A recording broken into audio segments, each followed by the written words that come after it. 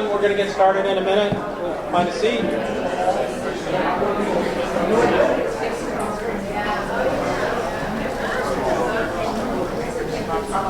Hello. So good afternoon, everyone. I'm Mark Rappin. I'm the EVP of Partnerships for the ARF, and I want to thank you all for coming down.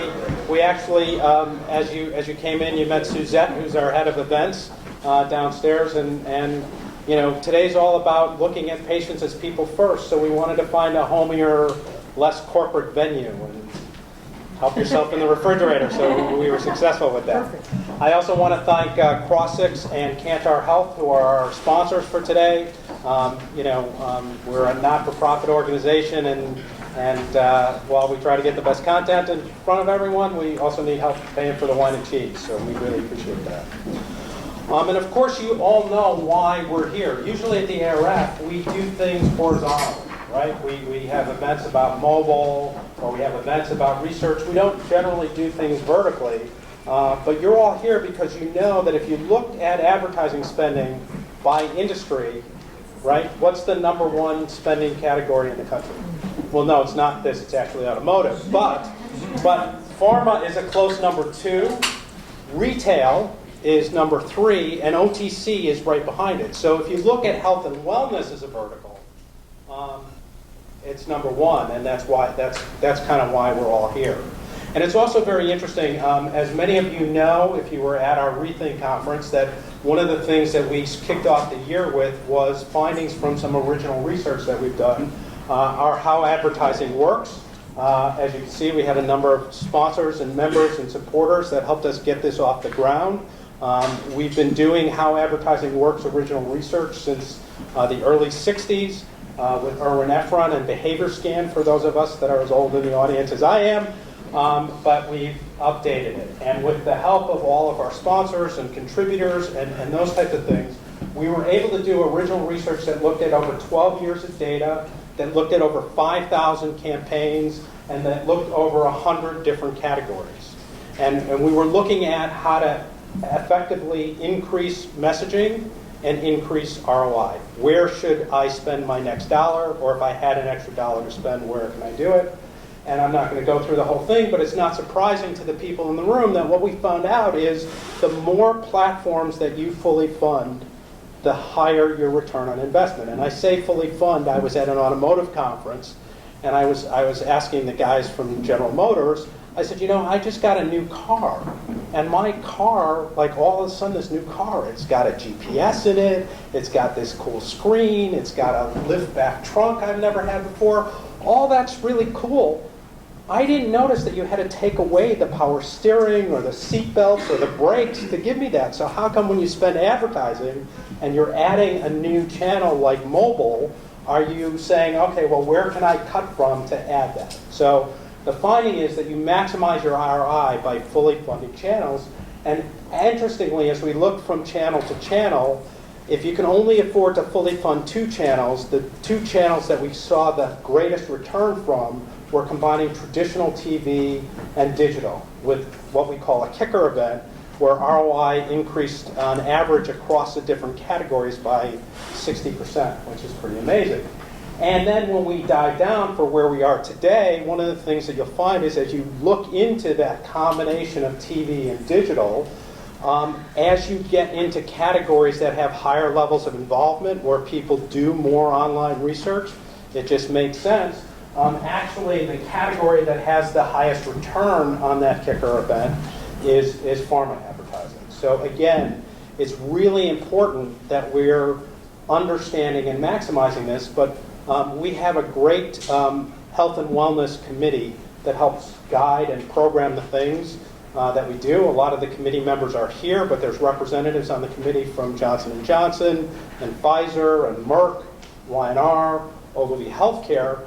And one of the things that we talked about, this is our 3rd health and wellness event, everyone kind of said, we don't need another case study on pharma. We understand pharma. The thing is that patients are people too. So what can we learn from the larger marketing world with the lens of health and wellness to bring that forward. And so we have a lot of interesting things today to talk to you I about. just had a quick question. Why is that interaction effect of TV and digital higher in pharma than other industries? Do we have any other, from a market or customer perspective, to understand why that is? The answer, I mean, we first of all, you'll come and we'll give you the whole 90-minute presentation, but just simplify it. It really has to do with the level of research and engagement. So when you go by, what's all the way over to the right? When you go by Tide, I mean, you're getting the exposure and the native advertising opportunities for Tide, but you're not doing a lot of online research and online searching. You're not going to P&G.com and deciding, do I take the Tide with the black cap or the Tide with the pink cap? Thank you. Okay. And then after we get done with all that, then the real fun begins, because we'll all get to talk about all the things that we saw today and were inspired, helped by a little food and beverage, and again, thanks to Crossix for doing that. And if the weather cooperates with the rain taking away the humidity, we have a lovely outdoor deck, which you'll either be able to go out on, or you could look at the lovely picture and say, gee, it would have been nice if it was a nicer day. So to kick things off, I'm just going to do two quick introductions. I'm going to let Jeremy Miller, and sorry for reading these, but I don't want to screw these up, who's the Vice President, Analytic Services at Crossix. They're our hosts, so he's going to be the first one up here. He joined the company in 2008. He has over 10 years of pharmaceutical and healthcare experience, not just at Crossix, but at Synergy and Campbell. And don't say anything, but today is his birthday. So he actually was going to get off for his birthday, but decided to spend it with us. So you can wish him a happy birthday at the cocktails. And then Marjorie is going to kick off the formal content. Marjorie is the Director of Digital and Consumer Innovation at Merck.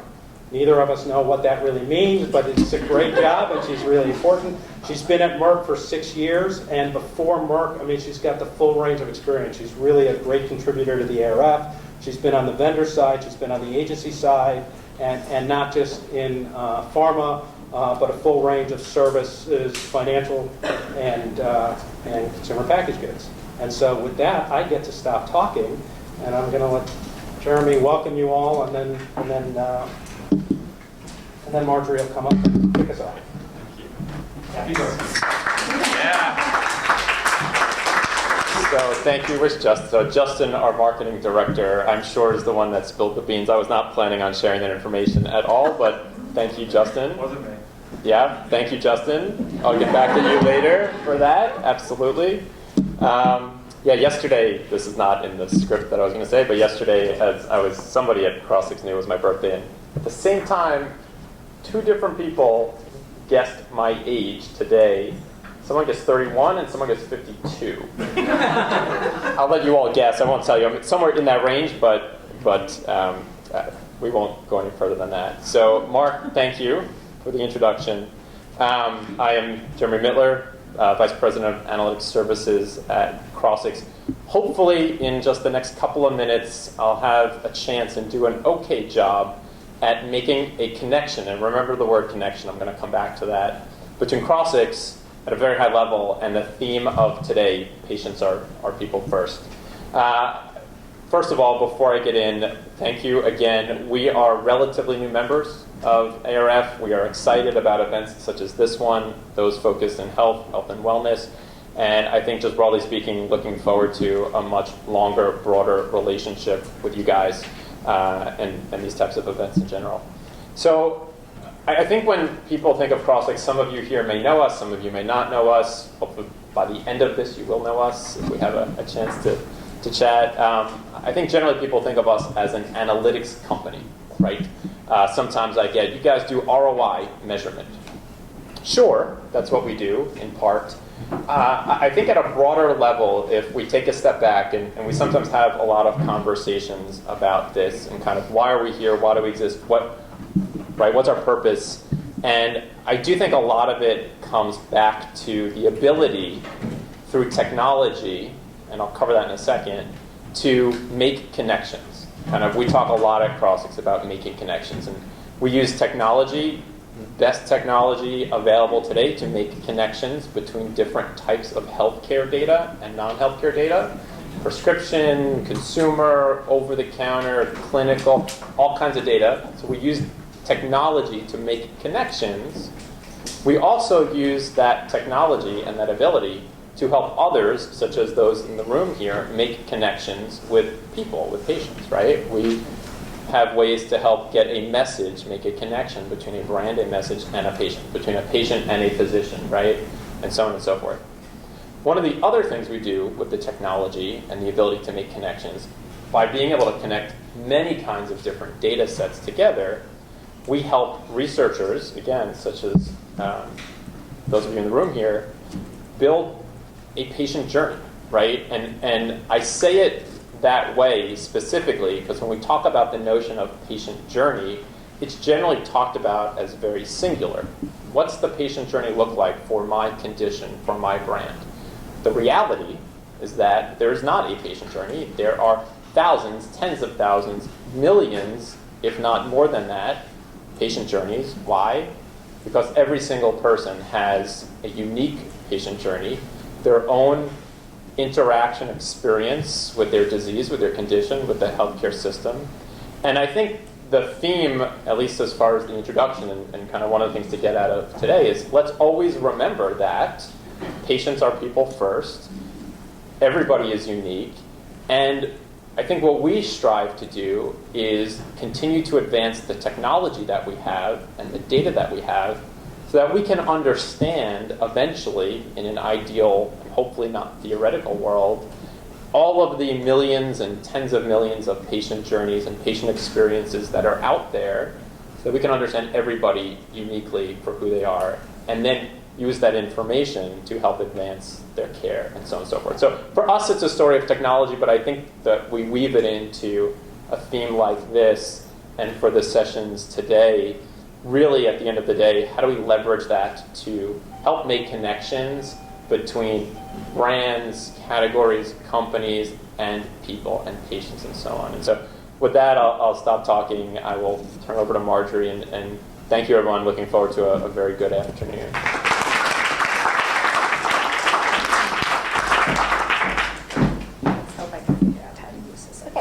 Thanks, everyone. When Mark introduced me, he gave my title, which I can't even explain to my mother. What he probably should have said is, I really have the best job at Merck, and my management completely agrees with that.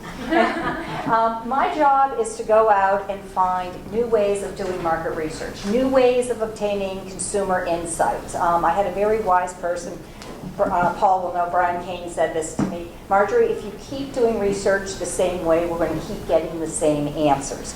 And he was absolutely right.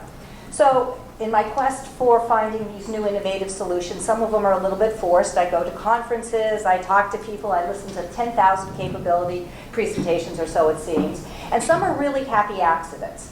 And what you're going to see a little bit later from Sparks and Honey was one of those really happy accidents. I went up to the Sparks and Honey office for a completely unrelated project, which actually never got off the ground, but I was subject to what is called a cultural briefing, and I'm going to let Sarah and Merlin explain what that is to you.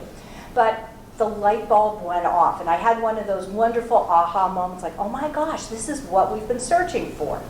And why are we searching for that? I'm going to skip this and go to Denise. This is how we used to think about market research. This is our old way of looking at a patient profile. Denise is a type 2 diabetes patient. She's a stereotypical type 2 diabetes patient. She's like 54, she's got a family history. She struggles to keep her A1C, for those of you who know what that condition is, at goal, but she's really struggling. She uses her mobile phone to track her diet and exercise. It's kind of with her, but she never really remembers to do it. And she uses the Walgreens app to remind her it's time to go get her Januvia. It's definitely Januvia. And she works full-time, and she watches primetime TV and Netflix on the weekend. That's how we used to think about Denise. That was the old way. The new way is so much more robust, and I only have 5 minutes, so I can't go into everything about Denise. And yes, I made this up.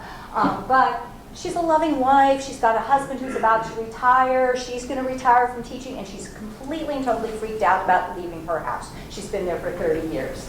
And she's a caregiver to her mom. Her mom might be getting dementia, and her mother does not follow her medication properly. She's a little bit health illiterate, white coat syndrome, the whole thing. She's never without her mobile phone. She's using Facebook. She's posting pictures of all these healthy recipes she's supposed to be making, and she posts them on Pinterest. And she's really stressed out. She's a volunteer. She works at the church. She cares for her mother. She likes to hang out with her girlfriends. And her doctor told her she needs to do a better job of taking care of herself. Denise has a lot of stuff going on her life.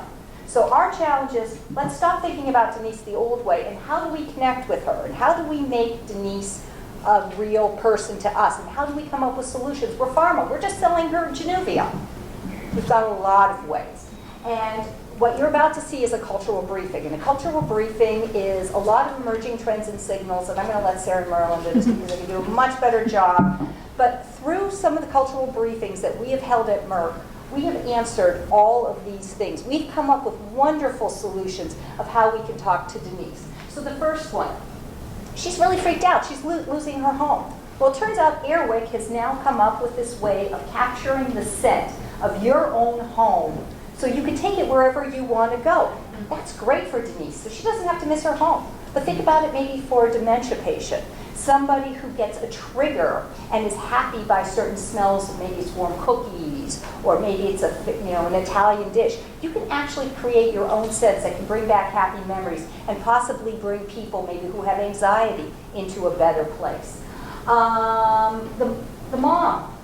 Limited health literacy. She doesn't follow her doctor's instructions. We spend a whole time brainstorming about different emojis and what could we do to standardize instructions so that maybe these people who really can't read the instructions, there are a lot of big words that the government requires us to say, and if they see this, oh, 1 teaspoon, I get it, 1 time a day. There are lots of different ways that we can think about all these emerging trends and signals. And we don't always start off with that aha. Sometimes we start off with it, it's relevant to me. Okay, how can we bring it to the organization? Or how can we even think about it for market research?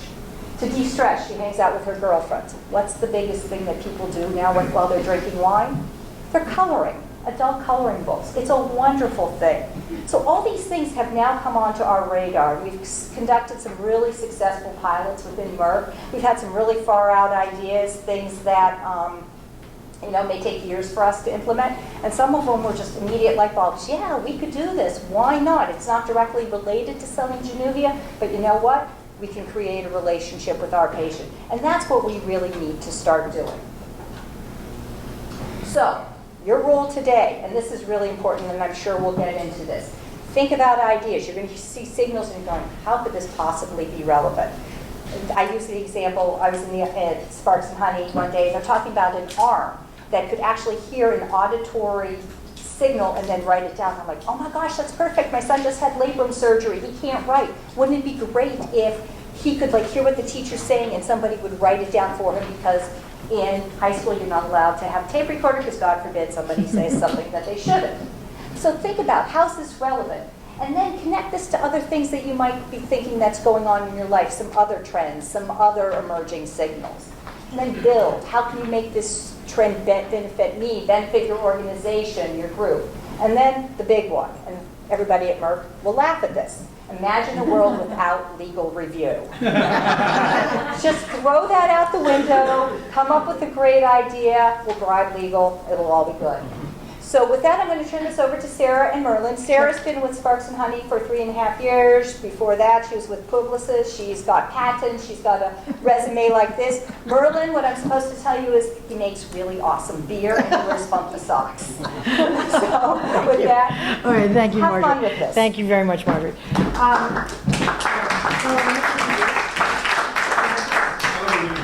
So, hi, how you doing? So, first of all, I'm Chief Cultural Strategy Officer at Sparks and Honey, lead the Cultural Intelligence and Insight System, designing and managing methodologies and so forth. So we'll talk research afterwards if you want. Merlin is an ace cultural strategist with a data analytics background.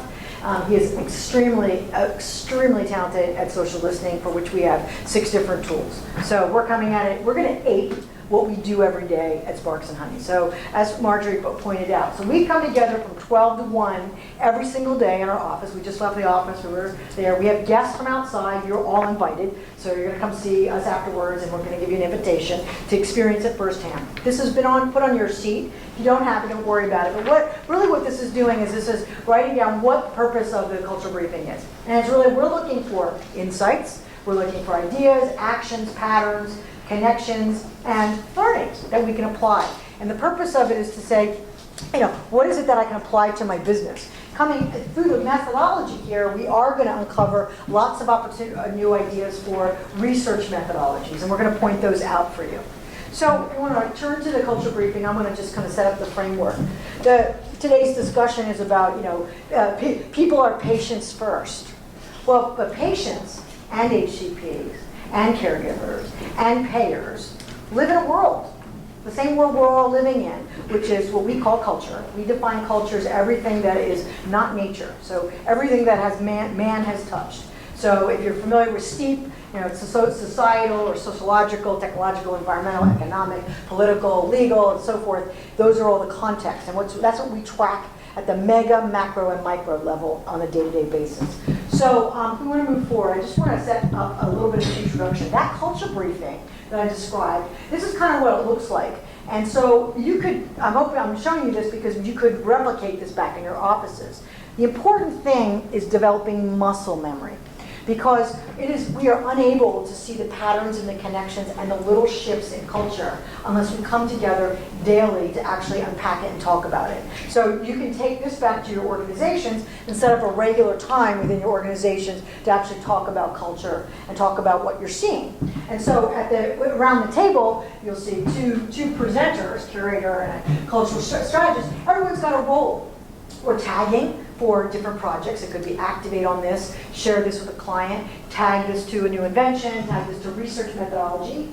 We also have lots of people who are invited from the outside to come in. That's pretty important too. Otherwise, you're going to talk about into your echo chamber. I just gave a talk to the World Future Society 2 weeks ago on bias in strategic foresight industries. So I'm happy to share that if you want. But there are 10 biases that actually constrict our viewpoints on the world. So we want to bring outsiders in. We want to go forward. And finally, next I want to say that what we're looking at with regard to the culture briefing is we're trying to look at creating a systemized approach to talking about culture every day. We're looking for patterns, big or small. We're looking for actionability, very important, relationships between concepts, and we want to elevate the knowledge. So, with that said, this is a conversation. This is not a presentation. Okay, so this is your responsibility today is to contribute to the conversation, and I will be, facilitating this conversation because this is never one way. This is about sharing our knowledge. So if you have something that you want to create and build off of what someone else has said, please, you're welcome to do so. I'll manage it. We'll probably have one, maybe no more than 3 comments per signal if we get to that. Okay?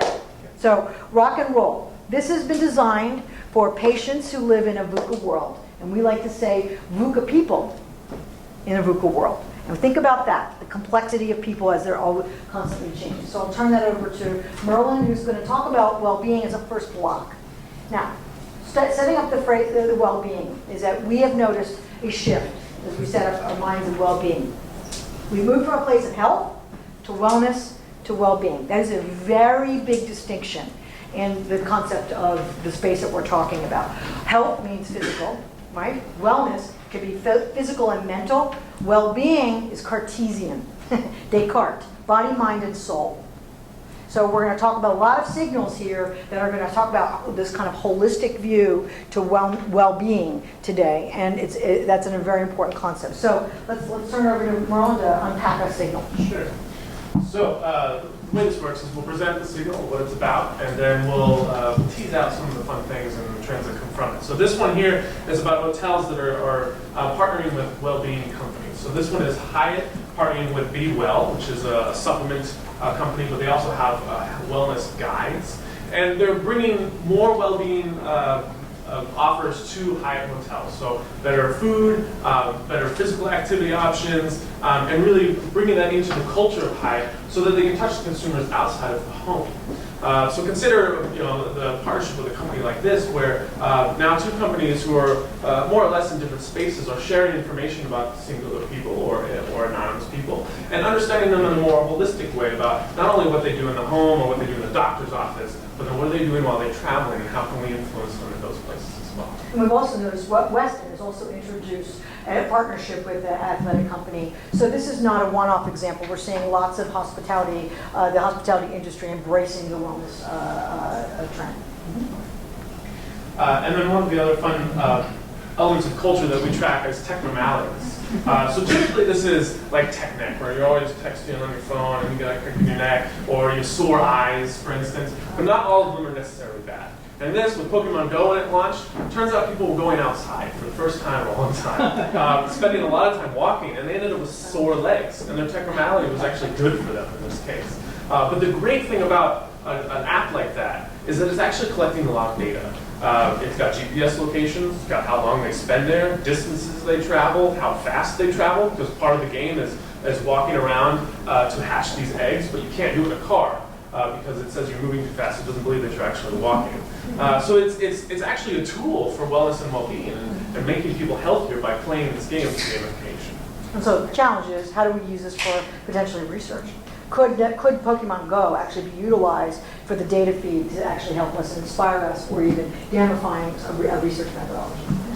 Yeah, and we've seen this with some of the companies. Iogo's out there doing a lot of gamifications, trying to partner with all the big pharma companies, but they've never been all that successful. People drop the app because it makes it so hard for them to input all the data and get bored with it. Mm-hmm. How can they capture the continued success of this thing and the excitement on an ongoing basis with patients? So that's, I think, a challenge for everybody. But another reason, I think, Marjorie, is that we're also very, very bullish on Pokemon Go. We think it's going to be around, especially because of the social chat nature. So it's not just about, treasure hunt and I don't know who here plays it. I play, right, good, because just familiarize yourself with the technology as a platform, but it's also a chat channel. So now think about using social listening to actually chat while people are actually to analyze the discussion, and brands are getting involved. They're sponsoring venues, like it's an evolved Foursquare.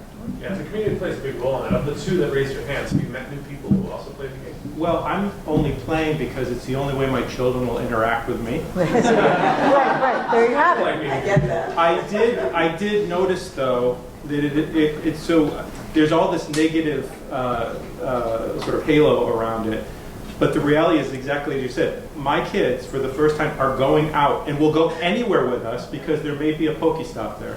So it has created a level of connection among our family as well as giving them some exercise. And I want to elaborate, because what that's tapping into is what we call discovery research or discovery marketing.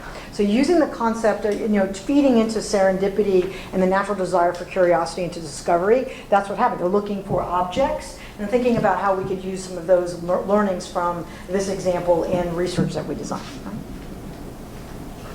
So Pokemon Go is AR, augmented reality, and then there's virtual reality, which is probably a little easier to use when people aren't able to actually go outside. So this is an example where Expedia actually worked with creating a 360 kind of environment with a camera in another part of the world, and allowed the sick kids to come into the room and interact with that part of the world. So really bringing the nature in. One little girl got the opportunity to go on a horseback ride in the middle of the Sahara. So it's a really great tool for maybe research in terms of anthropology and getting out there and creating virtual worlds or even simulated worlds where patients can interact and learn with their environments there as well. Excedrin did an incredible job of simulating, and it's actually on air, what it's like to have a migraine. Because if you have never had a migraine, how can you be sympathetic with one? So our thoughts were, how else could we create a VR so that physicians can understand what their patients are actually going through, be it chemo or something else, so maybe there's a little more empathy. And this is actually something, this idea of this armchair exploration is something we're exploring actually with Humana, one of our clients, because they're offering ways for people to get out as a benefit beyond something that's monetary.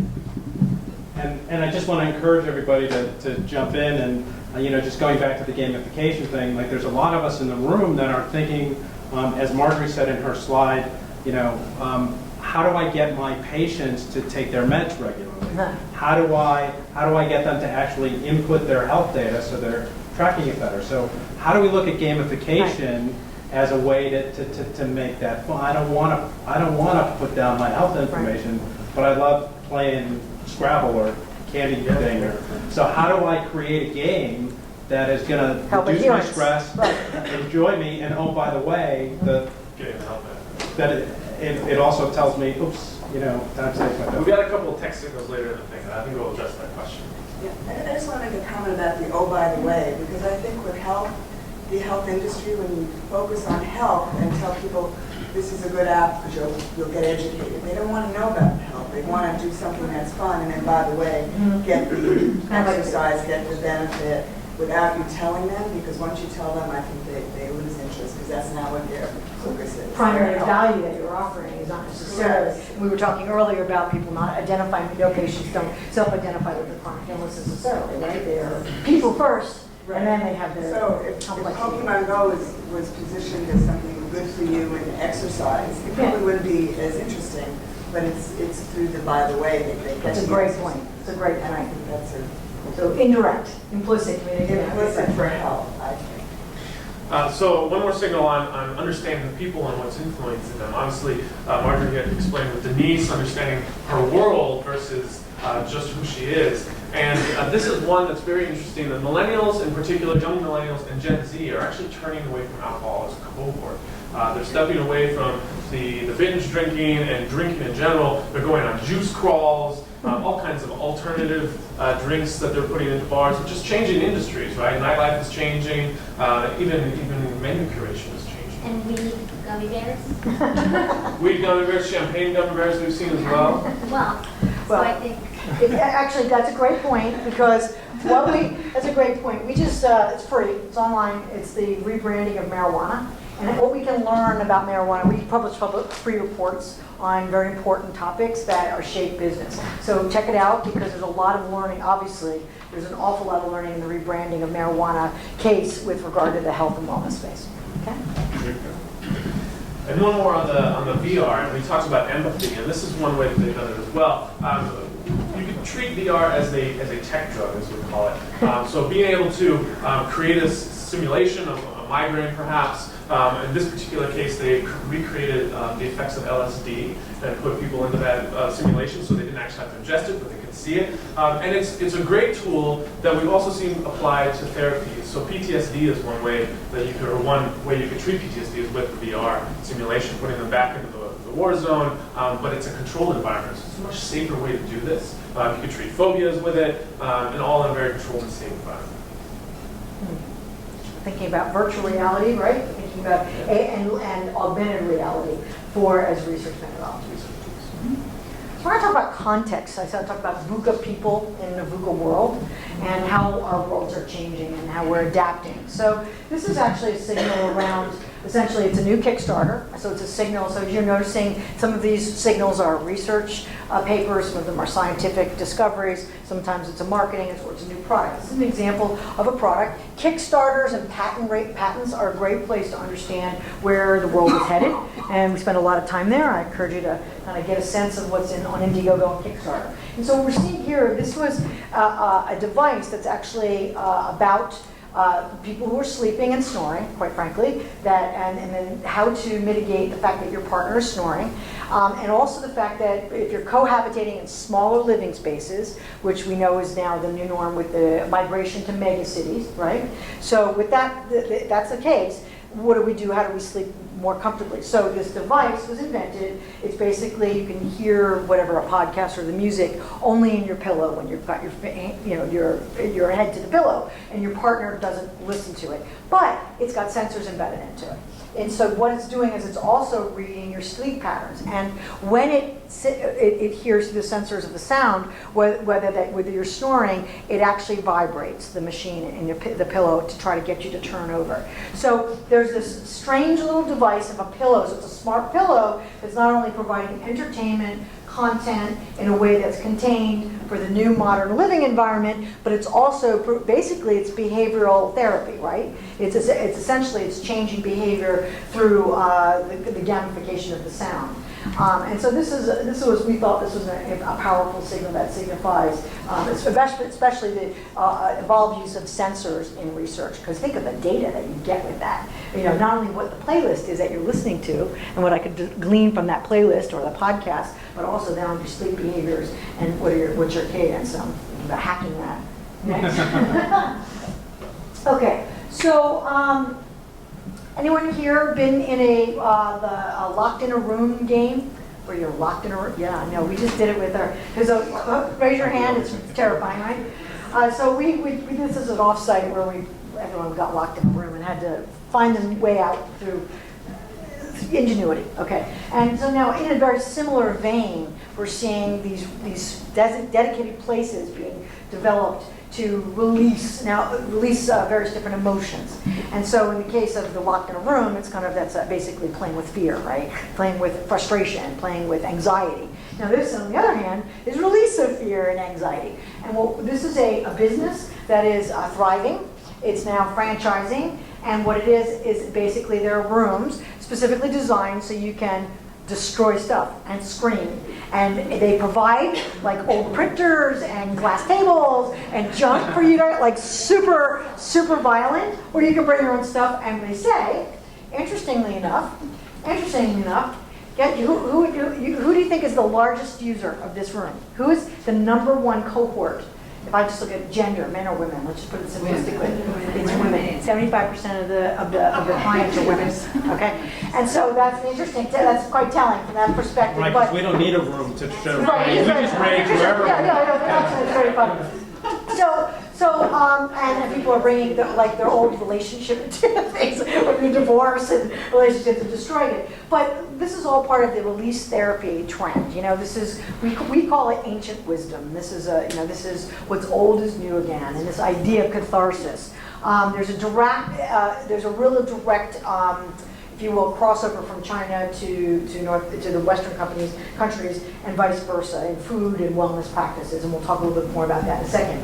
But think of the data that you get about this in terms of what they're destroying. This is also really interesting because if you consider it in contrast to like feng shui rooms, right? Right. This whole idea of creating a room that's for peace, and we're very attached to creating and forcing a peaceful state when really you might just need to get rid of the negatives. Right, and that's brilliant. That's a great example of what we call squealing, which are the cultural tensions, where it seems like there's almost a cultural tension where it's a hypocritical behavior, one person, but we both want to, sometimes we want to be quiet, and sometimes we want to rage, but we toggle.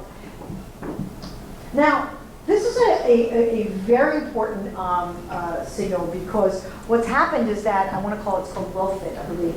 There's a new labeling of architecture. It's new. It's like LEED labeling, and it's WellFit, which is essentially, is the architecture designed for promoting your well-being? So thinking about being the doctor's children with the shots, you pardon the metaphor, applying that to ourselves if we are a J&J or a Merck or a Humana, our office spaces promoting healthfulness in terms of stairs, sunshine, in terms of the layout, how much walking, how close to subway to transportation, is it bicycle friendly, and so forth. So there's a checklist. And now what they're doing is they're allowing the ability to retrofit offices. They have consultants that come in and actually will give you a checklist, give you a score on this WellFit score. But this idea of, they call it the Institute for Active Design. It's active design, this concept of actively designing our environments to promote our well-being. Okay, and this is about contextual understanding. So we're going to move into food. Obviously, food has a big role to play in how we balance our lives with stress eating and such. But one trend that we've been seeing quite a lot of is probiotics being put into just about everything. It's been in juices, it's been in foods, it's now even in our coffee. Now, the implication here, of course, is now if everyone is ingesting probiotics, what are the medical implications with regards to actually ingesting the medicine? The counteractions is something we have to consider in the future when all of our food becomes probiotic-based. And of course, then there's also adding and subtracting to other foods. So perhaps making indulgent foods better for you by adding to them some kinds of elixir. But this particular one was for health and beauty, but could be really for any kind of ailment. And then we've also seen the removal, right? So there's this idea of free from soy, gluten, taking things out. But there's also things that you can take out without affecting flavor. So we've seen electrolyzed chocolate. Apparently, when you electrolyze the chocolate in its liquid state, it actually removes or destroys some of the fat. It tastes the same, but it's healthier because it removes some of the bits from it. It's an interesting trend, especially in the food space, which is using basically forces of nature, whether it's magnetism, space and gravity, electricity, to transform food and beverages, and think about the implications there. And then with this regard to the free from that Roland was talking about, so it's not just added value, it's subtracted value. And when you take that language, you think about what doesn't your therapy or your medication have, and what can you talk about what's missing from it as being a benefit. I bet Denise would take her diabetes medicine more often like that if it looked like that, right? And of course, with food, there are the tools we use to actually eat that food. But those tools can be very important as well. This particular spoon, as you eat with each bite, it starts to charge up, the lights light up, and it has a happy face. And then when you finish eating, once it's completely happy, you stop eating, right? So you're controlling your intake of food, portion control. But over time, then it also decreases in energy, and it reminds you then when you need to eat again. So this is a really great tool for adherence. Making sure people are sticking to the regimens, not overeating, especially in the world of diabetes, and this is very important with your Well, in a Tamagotchi of eating. Absolutely. In some way. And then, of course, it has data, right? So any kind of tool like this can be tracking data. How big are your bites? How long are you taking between bites, implying chewing time, all kinds of great stuff. There's a plethora of new technologies out there trying to help people with their medicine, and if you think about the whole adherence world, particularly with the older population moving to dementia, you had shown us one that's called a Hero. We're going to talk about it shortly. Oh, 2 seconds. you have Hero here? Yeah. Okay, I couldn't remember. So let's talk about the microbiome first. Okay, so the microbiome, gut health awareness. They call that the brain-gut axis, north-south, and the connection between the gut and health. So this is about a series of signals, recent signals. So there's a trend now which are called not probiotics, but homebiotics. I spoke about architecting our environment. Now you can go on Amazon and you can buy basically bacterial spray for your environment, because we have sterilized our environment so much that there is now a concern, okay, that we've over-sterilized, which is now contributing to allergies and sensitivities, that extraordinary sensitivity. And there is a direct connection, so I'm going to speak about the connection of the microbiome, that new scientific research, very recent research, is connecting the microbiome to all sorts of things that you might not think, that you'd be a little surprised about. So what we get to, this is an example, is that one thing it's been connected to is depression. So there is now a very strong link between the microbiome, what's in our gut, and our mood and how we are dealing with life. And in fact, there's a connection to personality and IQ. So now we talk about mood, now we talk about especially if some of those in the audience here are involved with antidepressant drugs or therapies. So new body research has not only connected microbes to mood and health, but has also specifically linked gardening. So we have this joke of, people think, oh, I'm a gardener, so gardening is my place of comfort or solace. Gardeners are very calm, it's de-stressing. Well, now they're finding that it's quite literally the act of putting your hands in soil and quite literally getting those microbes into your microbes and ingesting them in the air is what is creating the health benefits. And so there are businesses that are starting to curate microbes from other places. That's, again, like I said, you can buy home biotics, but also there's an encouragement that people with depression should start gardening. So when you start to see these unusual signals coming up, there's a whole body of science. We've had some major leaps and bounds just within the past decade, which is allowing us to make extraordinary connections in neuroscience and behavior, which is based on the mapping of the microbiome, the mapping of the brain, and the mapping of our DNA. Those three pieces of research have exponentially changed our ability to manage and understand human nature. And another signal here is they found another piece of research, this is new, is that the microbiome may be responsible for our cravings and our desires for food. Not only does the food that we eat change our microbiome, okay, that's what a probiotic is, right, or a prebiotic, changes your gut, your composition of your gut. But the fact is that there's a little bit of the dialogue is who's controlling whom.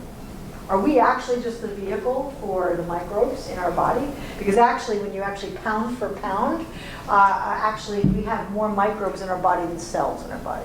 There are close to 2 times more microbes in our body than cells. And so the thinking is that the microbial composition of your ecosystem is actually what we should be trying to understand. So what's the research implications?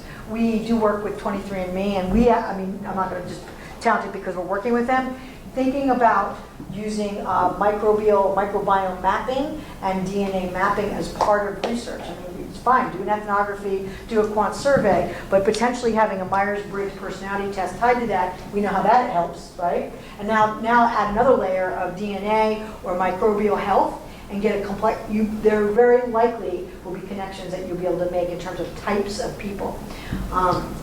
And finally, in this space, there has been a connection to immunity.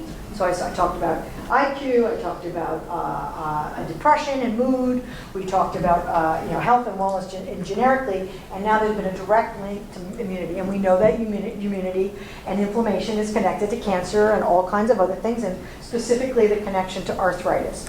So the microbes that they found in a very newly published piece of research was that those that suffer from certain kinds of arthritis actually are lacking certain microbes in their microbiome. So there's that, they've made that connection.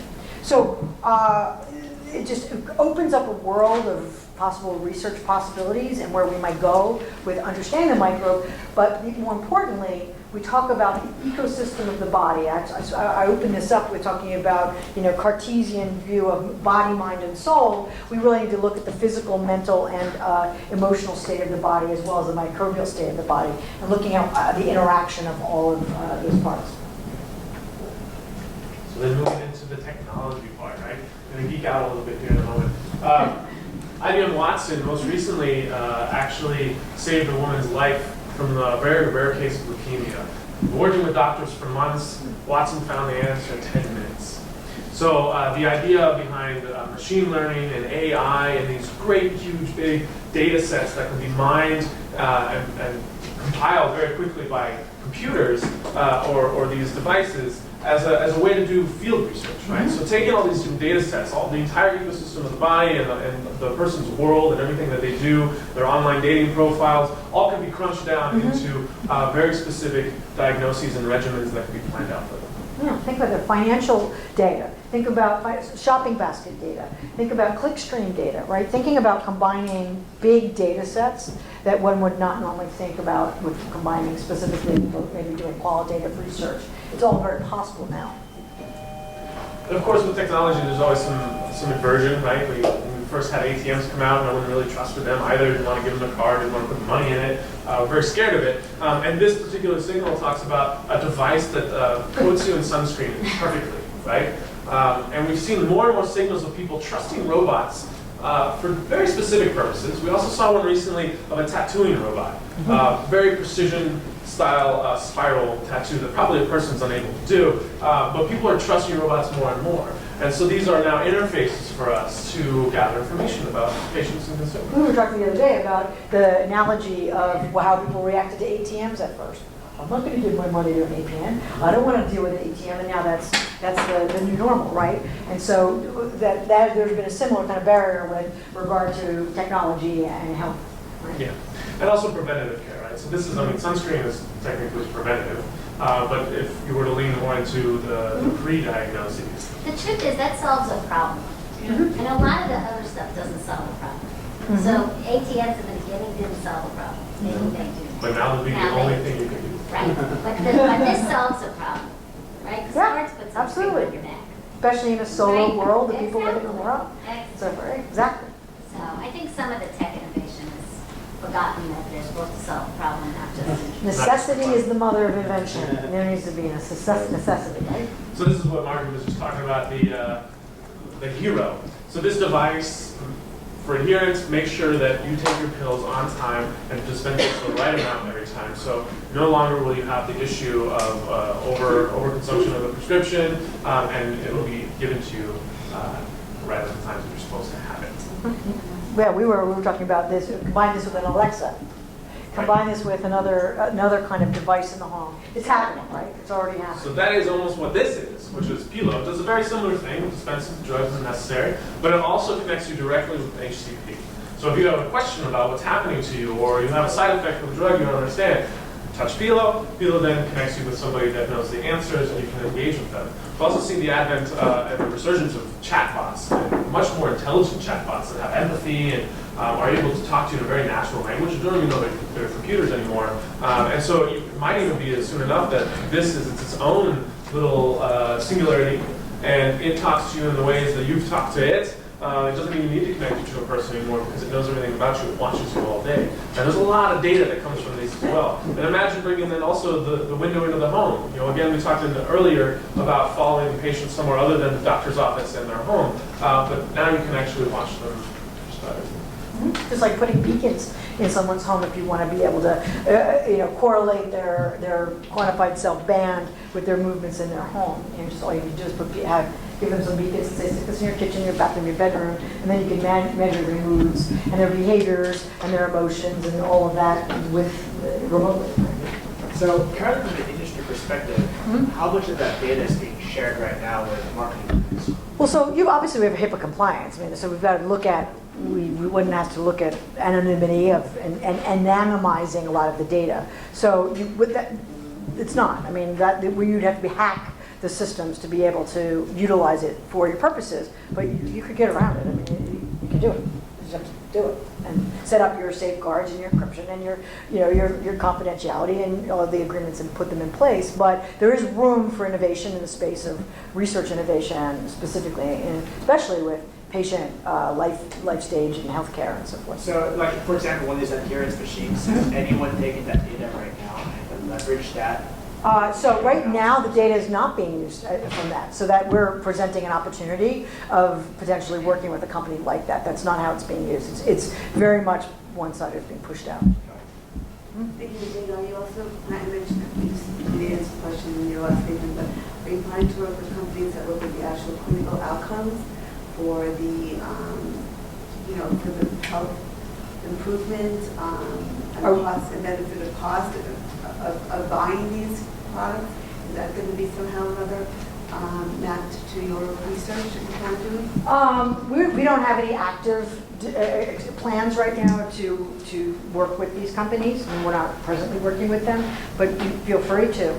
I mean, we're just presenting opportunity and new innovations and technologies to hopefully spark some ideas. We're going to send you this presentation with all the links to all of the articles and the suppliers afterwards, and feel free to contact them if you think that that's something you want to do. Okay, sure. Mental health. Okay, so as futurists, focusing in on basically strategic foresight and what the future is, as also as marketers, we feel very strongly that marketing segmentation is changing. We've kind of gone from the world where in the 60s and the 70s is all about demographics, and then we got into the 80s into the psychographics, right? And then somewhere around the 90s it started to get into life stages. And we feel very strongly that the new world of marketing will be mood stages, emotional states. So new technology is allowing us to read mood stages. I can just purely, there's technology that exists, if I brought it in, reads your eye dilation, the cock of your head, your facial expression. I can look at all kinds of your breathing patterns, your tone of voice, what the last text message you wrote, and with quite high level of accuracy, identify what mood state you're in. Now, thinking about that, with mood stage marketing, that's pretty important stuff, especially when you get into the world of programmatic buying, right? And you're starting to get into how does one deal at the point of sale. You know what you're like when you're agitated, leave me alone. right? Don't start pushing, like, I don't need the tour of Costco when I'm in an agitated state. But when I'm in a relaxed state, I'm trying, I'm meandering, I'm researching. So thinking about that is kind of a bigger thought. So now we're going to show you some signals that are really kind of starting to kind of dip their toe into not specifically mood stage marketing, but certainly awareness of mental and emotional health. So what this particular article highlights is, in fact, an experiment. So it's one-off. So it's an experiment of using an online platform, very simply, I'll explain it to you, to deal with depression. And the way it works is just like therapy, and there's two schools of thought. I'm not a psychologist to get into detail, but the two things. One is 30-minute sessions of basically just asking the patient what is it that they can manage and what they can't manage. Just like what in your life can you manage and not manage? That's one set of questions. And so getting the patient to write that down is apparently therapeutic in dealing with it. And then another set of questions, which is around gratitude, which is a little complex, but it's around gratitude. So they found that that can be automated, sending out those questions, but they have humans analyzing the responses, and within 30 minutes, the patient can then get a response that's customized to them. What they found is that it's a 100% improvement on suicide and depression compared to control. So this idea of being able to mitigate certain ailments via technology through these kind of virtual long distance forms. Now, there's a human element, which is why I highlighted that point. And so there's concern about is it scalable and whatnot. Now, this particular remedy or therapy is being covered by certain health insurance firms, which I think is interesting to note as well. But this is the kind of a harbinger of things to come, with its kind of a combination of human and machine therapy, not necessarily relegating it all to just the body, as we were talking about earlier. Yes? Out of curiosity, is there an anonymity aspect to this? Because I think a lot of people hesitate to get help because of the shame that is embedded in our society. I don't know about this particular study. I have no idea, not a clue.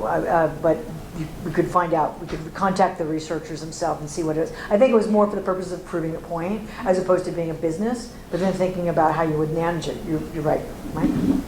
And another signal, kind of, just in a similar, this is a throwaway, which is just that, as a, United Healthcare, the insurance company and payer, is just after the shootings in Florida, did something pretty extraordinary, leaning into the desire to, because they could, help with mental health. They opened up all of their counselors and their 1-800 line for counseling to anybody. You didn't have to actually be a United Healthcare member. And that was pretty magnanimous and pretty interesting and groundbreaking, but also because they were also recognizing, there's a couple of statements in the article that talk about their recognition of the importance of mental health and stability and ventilating. So back full circle to your rage room and that kind of thing, this idea of having the support. How long did the services last for? And how did United Healthcare define success for their campaign? I don't know. I wish I knew. I will be better. She can't say can a video make you depressed? Sorry. So instead of technology undoing your depression, can it make you depressed? So there's a body of games. So we're talking about gamification for therapy. It's called Games for Change. It's an organization. It's a nonprofit organization. They hold conferences here in New York all the time, Games for Change, like a Comic-Con type thing. And so there's a whole genre of game developers who are now applying their skills, some of them by happenstance. I'll give you a couple examples, to essentially therapies that encourage empathy. And so one of the games, which is fascinating, which is That Dragon Cancer. Anyone hear of that game, That Dragon Cancer? So it was a father who actually, his son died of cancer. And so he created a game that actually takes you through the actual entire virtual process of being a parent and having your child die of cancer. And so then the child is also afterlife, after the child is dead, and how the father's dealing with it. There's another game, which is what I'm highlighting here, which was actually designed by a game developer who actually fell into a steep depression developing a game. He was designing a game. was like a meta. Developing a game, found himself really depressed, developing a game, decided to quit that job, and actually design a game about what it's like to feel depressed. And it's actually called, I think, Please Knock on This Door. Because he found, and it's all about being a depressed person in a room.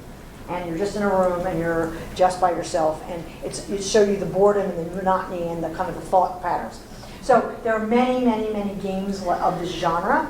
And it's, again, we touched upon this earlier about empathy, but it's trying to also trying to understand new therapies.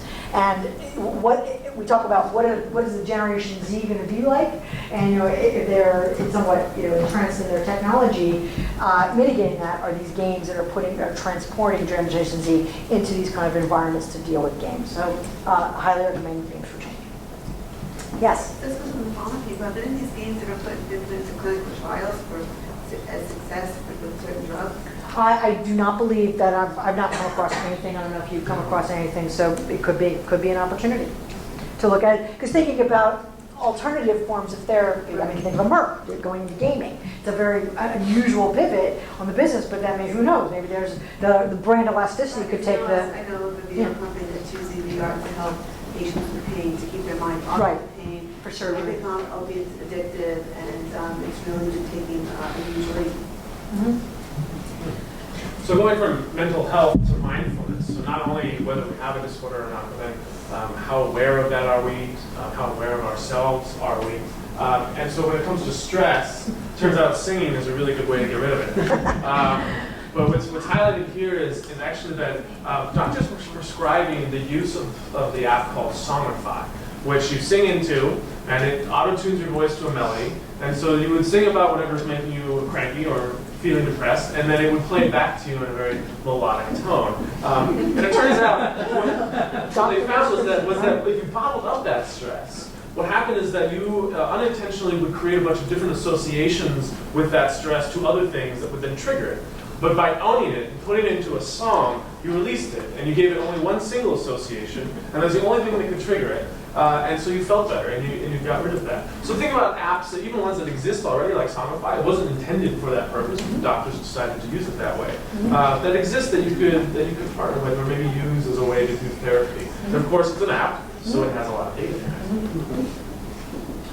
And it turns out also, this right along the lines with Pokemon Go, getting outside is good for you. I think that's Parenting 101. But what came out of this was that not only is it good for you physically, it's also very good for you mentally. Kids who play outside develop better behaviors, and they have a better just mental wellness in general. So this idea of exercise and maybe making playtime a prescription. And I want to add to that, we also track parenting styles because parenting styles dictates what our generations will be like in the future, right? So we are actually in a parenting evolution of parenting style right now, where we've actually, the pendulum is swinging back from helicopter parenting, which is all about do the tiger mom and trying to program your kids and get them into the good colleges and do the best you can and give them courses and so forth. The pendulum is swinging where we're seeing quite a lot of momentum and even online a lot of debate, very strong debate. It's a cultural tension there. What we call free-range children, or submarine parenting, which is the opposite of a helicopter parent. And so there's a momentum now about the rediscovery of freeform play, back to playing in the dirt, in the gardens, and so forth. And and this has been covered in newspaper articles lately with parents being arrested for letting their kids ride their bicycles on the street and something like that. So it's become a really interesting cultural tension, and it is something to track if we're trying to get a sense of where the winds of change are taking place. And to ground that into a little more real example, who here has watched Stranger Things on Netflix? Right? That story wouldn't work at any other time other than the 80s because kids don't go out like that and spend days away from home with a parent not worrying about it, right? So it wouldn't take place in 2000. It had to be in the 80s. And then we bring in coloring books. I think Margaret brought that up as well. So if you're not a kid and you still want to get rid of your stress and singing's not your thing, coloring books might be a great way. And of course they can be very relevant as well. But consider a coloring book as a research method instead of collages. It's very therapeutic to color in images. Very I on point. actually saw that at the airport. coloring, adult coloring. Oh, lots of, yeah. Yeah. Just to A lot get of- people to watch when they're five until later. But now they have competitive coloring, just like they have competitive mindfulness. And what is up? What do you It's see there? actually a really good psychological tool because if you don't have to make eye contact with somebody and you're coloring, they actually will start talking to you because they become uninhibited. They don't feel like all eyes are Oh, on it's them. interesting. So I'm sure I had a friend going through a divorce and that's like, the wine might have helped, but the coloring book, she just opened up and let it all out, and I know she wouldn't have if we had just been sitting face to face. Fascinating. So it's, again, therapy tool. Yeah. So our final block, and we'll wrap it up with, is sleep.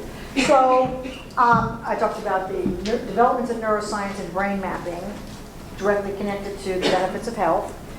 How many of you have read Arianna Huffington's book, Sleep Revolution? So we have moved into a new era where it used to be 8 glasses of water, right? Everyone knows that meme, right? 8 glasses of water every day to be healthy. Now it's 8 hours of sleep. It's a place of sleep is the new water. Actually sitting is the new smoking, right? So it's all about standing and sleeping. So this is fascinating space because there's a lot of scientific energy, especially in defense and military, being put towards sleep and sleep deprivation. As you can imagine, an army that doesn't require a lot of sleep would be a very efficient, aren't successful army relative to the enemy.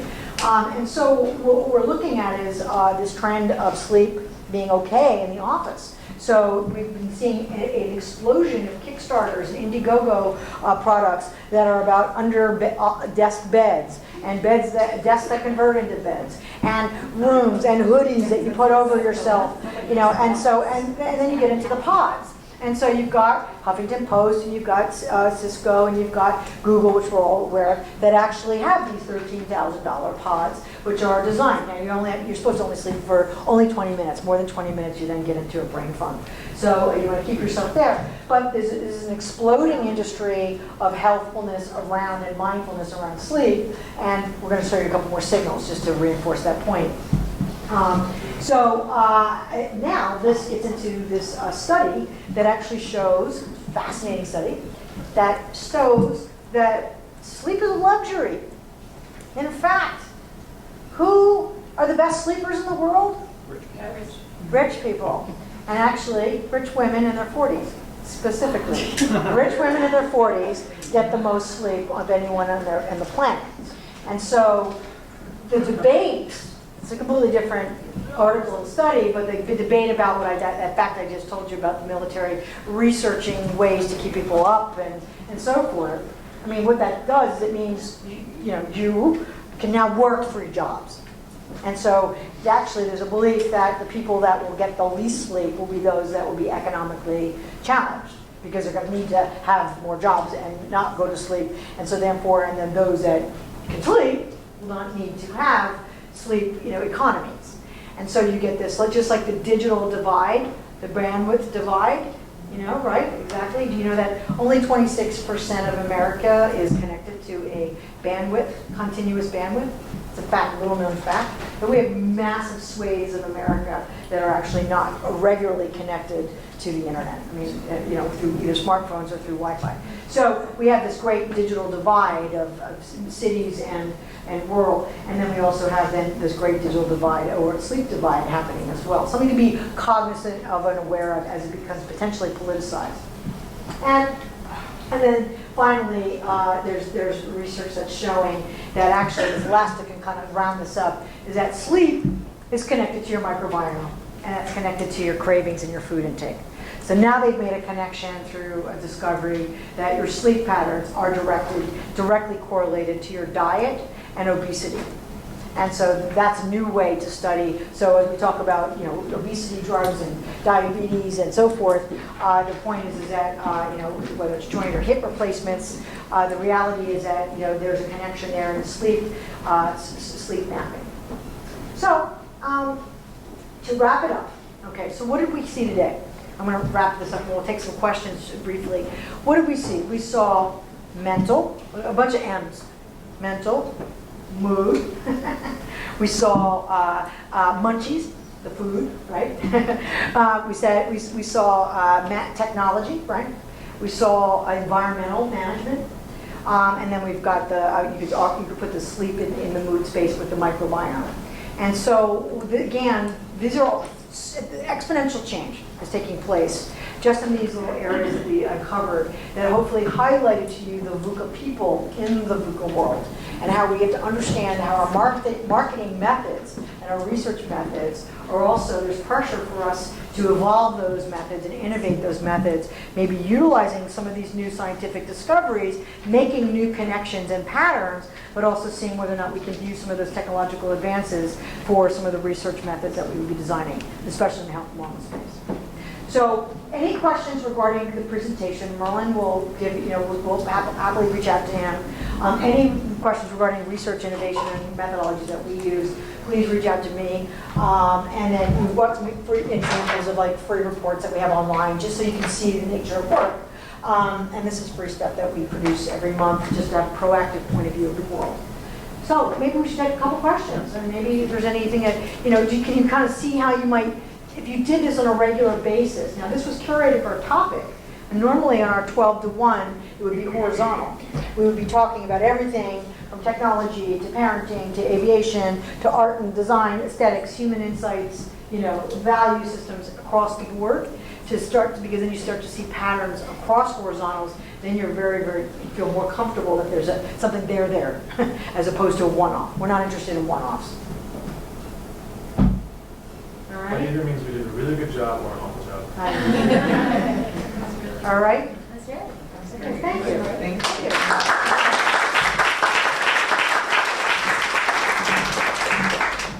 So I want to thank Sarah and Merlin, and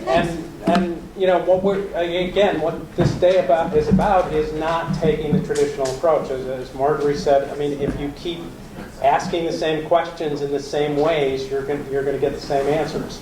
And so I know it's always awkward in big groups to raise your hands, and we have now had 15, 20 minutes for you to catch up on your email, talk to each other, inspire each other from what you've seen, or as I learned, find a corner and grab your 15-minute nap and get ready for the second half of our presentation. That's great. So thank you, and I'll holler for you all at 4 o'clock. I'll find your seats back at 4 o'clock.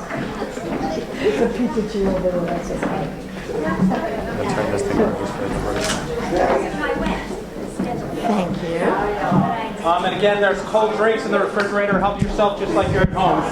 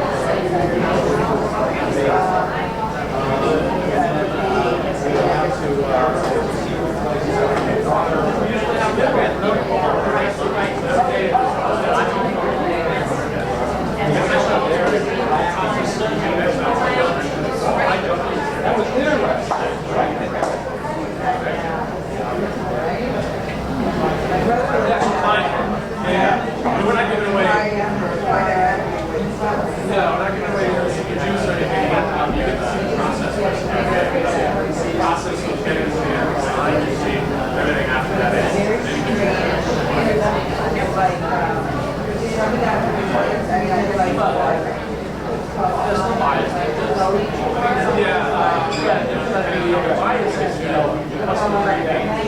That's all you want.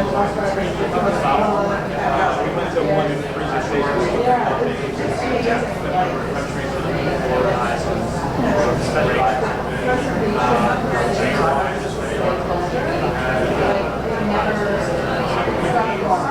yeah, I guess usually not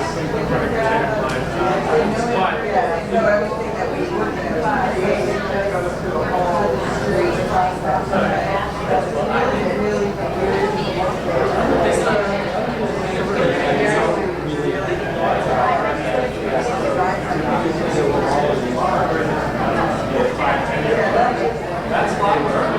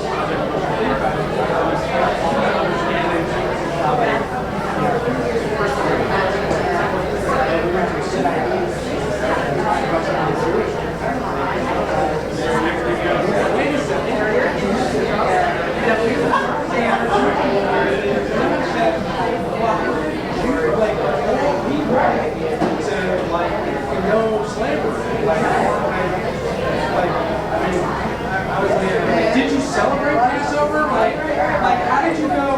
How did you get up for your Passover dinner? To say, bring you the matzah. How does that happen?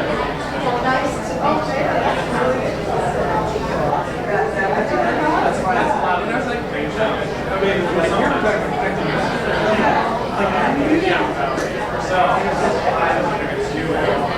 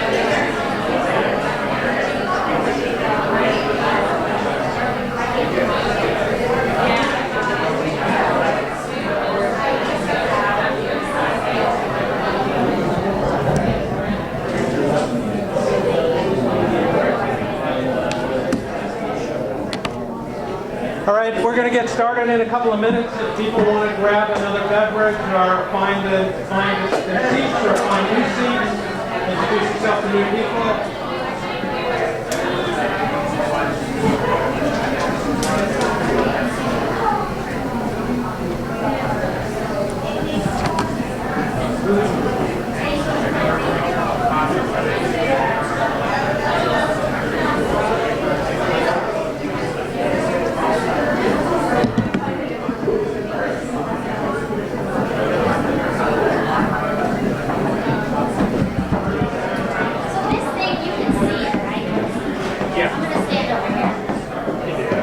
Where are you going to stand up? Okay, that's fine.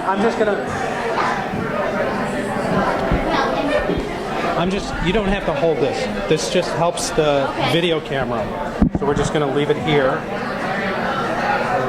Where you have. No, I just want to, I like to see I knew they please find your seats. We're going to get started.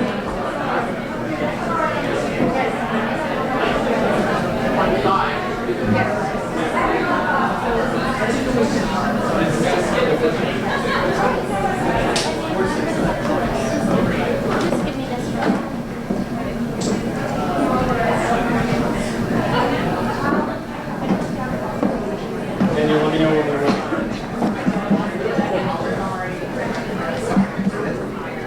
Oh, long hair picture. Give you this. Right Introduce hand? you. Okay. And then, please find your seats. We're going to get started.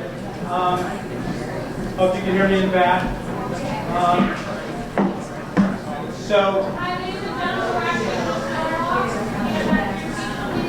All right, we'll give everybody another minute or so. Find a seat.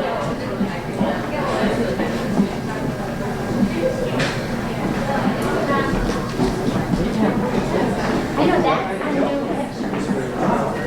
Because I have a haircut. Actually, I have a new picture. Because I got it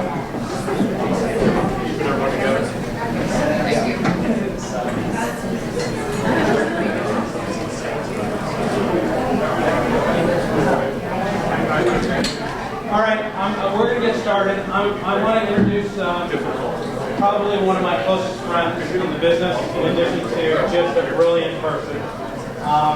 Belle Frank, who is the EVP of Global Director of Strategic Integration and Growth. I had to read that because she's always the person that I brought in the room to make me look smart. Belle's been with Y&R for a long time. We'll go with long time. Long time. And in addition to all of the work that she does for Y&R and all that she contributes to Y&R's health practice, one of the coolest things about Belle is that she's published a book, The Advertising On-Ramp, that's focused on helping young people and the next generation get into our industry. She teaches a course, and she's very involved with helping us bring our young people in, and her work there is just tremendous. And actually, Kat from the ARF is a Belle disciple. Joining the ARF. So without further ado, let me introduce Belle Frank. So, hi everybody, thank you. I hate to stand between a person and like their cocktails, so I'm going to try to be kind of brief. I know there are a few other sessions too, so I definitely want to be brief. And I've heard that you're never supposed to, there was an old adage in the ad business that you're not supposed to follow dogs and babies, right? So following very charismatic presenters is a little bit tough.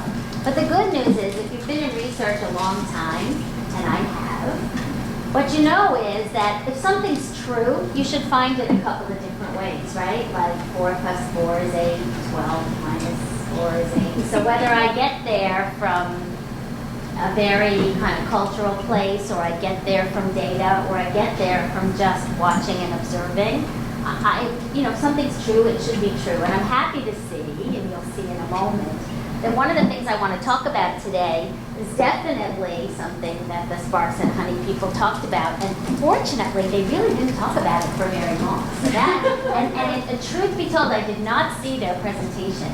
But when Sarah spoke about squealing or contradictions, that's what I'm going to talk about. So how cool is that? Like, sometimes you just get lucky, So what I'm going to talk about is why brands need contradictions. And I'm going to talk about that because to me, the observing of culture is all about solving problems. And what we try to do is use those observations about culture to develop programs that actually are going to work.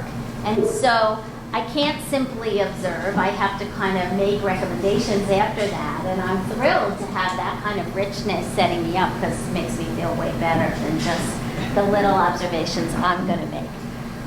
So at Y&R, we've been studying brands for more than, well, we've been studying brands for as long as we've been around, which is probably 100 years, but at least in the last 23, what I can tell you is that we have a database of brands. I was a little 6-year-old analyst when I started to work on that study, and it has served us well because it basically, like a good piece of research should, the findings remain valid, and then once you figure out that there's gravity, you don't actually have to keep repeating that, right? So what I'm going to try to give you is some of the lessons of our study, and whether you have this data or not, maybe they will help you when you walk away and work on the things that you want to work on. So one of the things that is true based on our database is that 70% of the brands today are in decline or stagnant, particularly as relates to certain dimensions we really used to care about. For example, trustworthiness, right? Brands are in trouble and being besieged in many, many ways, and the data would bear that out. And the other thing that's happening is that people just have more and more serious and more demanding expectations. So how many times do you say, well, I don't understand when I call my insurance company, of course not United or anybody that's here, but when I call my insurance company, how come they know less about me than Amazon does? And we all know the reasons for that, but the expectation remains. So the more we have experiences outside of health, the more we have greater expectations for those experiences inside of health. Things that used to matter a lot are going down in terms of evaluating brand experience and delivery, right? We used to really care about the product, the service, the attributes, the things that worked. We thought they needed to be high quality and reliable. And those ratings of brands in a study that's been fielded around the world for the last 23 years, the absolute level of positive ratings on those attributes is going down. And lots of people know that, because if something's true, you should find it out lots of different ways. So McKinsey knows it. It used to be just quality was enough, but now you really gotta help me. You gotta make my life easier, we gotta offer the right kind of value, and you really have to give me the convenience and empathy that I'm looking for. And guess what? More than 50% of the people McKinsey surveyed said they want great customer service when it comes to healthcare too. It used to just be enough to get better. It's not enough to just get better. It's not enough to just get the prescription. You expect to be treated like a person. You expect not to wait. You expect not to have to give your card 50,000 times. So the truth is, all of the services that we see springing up in the healthcare space, like concierge medicine and 24-hour clinics, are because people have expectations just like they have in any other area, like Netflix or TripAdvisor. People look at ratings on doctors the same way they look at ratings on movies. Like, you would think maybe that you might have a different kind of trusted advisor in one space than another. But actually, the behavior, the signals, as Sparks and Honey called them, would say that that's not the case, that our expectations are the same. But the thing that's harder to, is the thing that Sarah hinted at, which is there's conflicting values. It's not just one person who goes, I want this, but I want this. Like, I want this hot fudge sundae, but I want to lose 40 pounds, right? It's not just an individual behavior, it's a cultural behavior. So I don't have to go into, certainly with this audience, all the things that affect culture. We heard about them, right? All the forces, all the aging, all the medicine, all the environmental, all that outside stuff. I don't have to talk about that.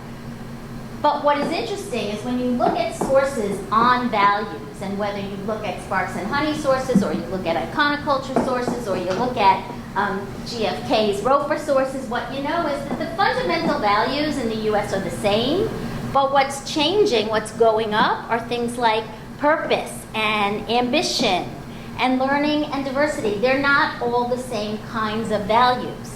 And this from Duke is so interesting to me.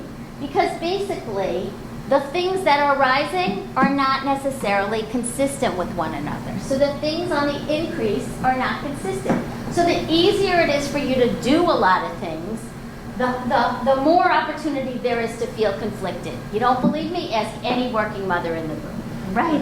Because I can manage, or father, because I can manage this from home, suddenly I have to manage. Because I can manage work from home, I have to manage work. Because I can manage home from work, I have to do that too. So the truth is, the more opportunity there is, the more opportunity there is to feel the conflict. And that makes marketers' jobs difficult.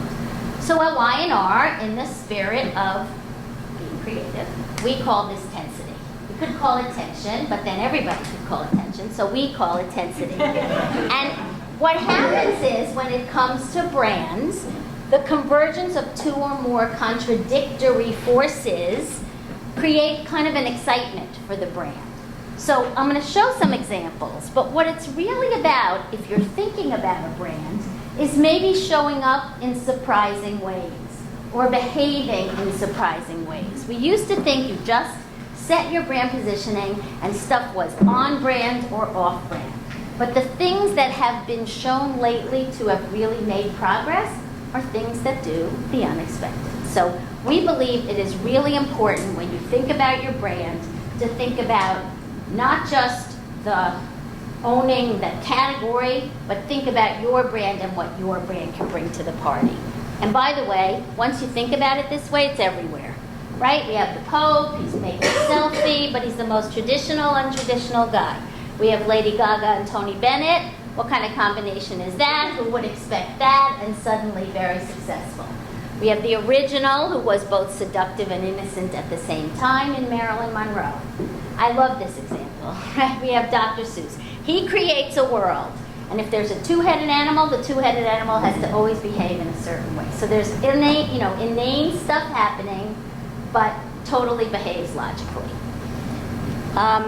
We have lots of people who epitomize sort of the charisma and the mean guy at the same time. Just watch the movie. And we see it in culture. We see it in people's behavior. So I'm just going to talk about 3 today. I'm fortunate to have my colleague Christiana Gorin with me. She worked on that, on this, and she was working at Y&R, which was way better. And what we find is that there are particular trends that are probably interesting for healthcare, and that's what we tried to bring today. So start with, I need to be busy, I need to slow down. We heard a little about sleep. Start with, everything is, I need it simple, but actually, I want these very complex and rich experience, and I want to be the expert. By the way, when I need an expert, I really want him, and I want him at my fingertips. So let's start with the first one. I need to be busy. I love this fact.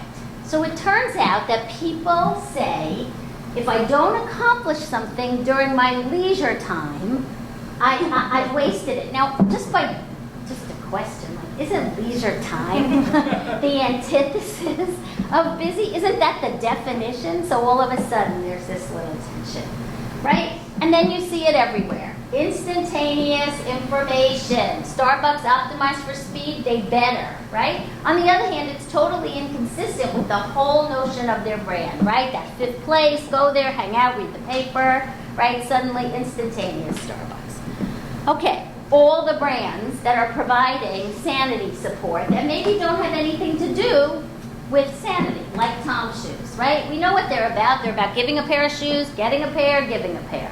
And yet they're making real, not virtual, places where you can go to relax. Or electronic stores that serve cocktails. I bet they sell a whole lot more in the electronic store that serves cocktails than they sell someplace else, right? Who doesn't walk in and they say, would you like a glass of wine? And you say, you bet.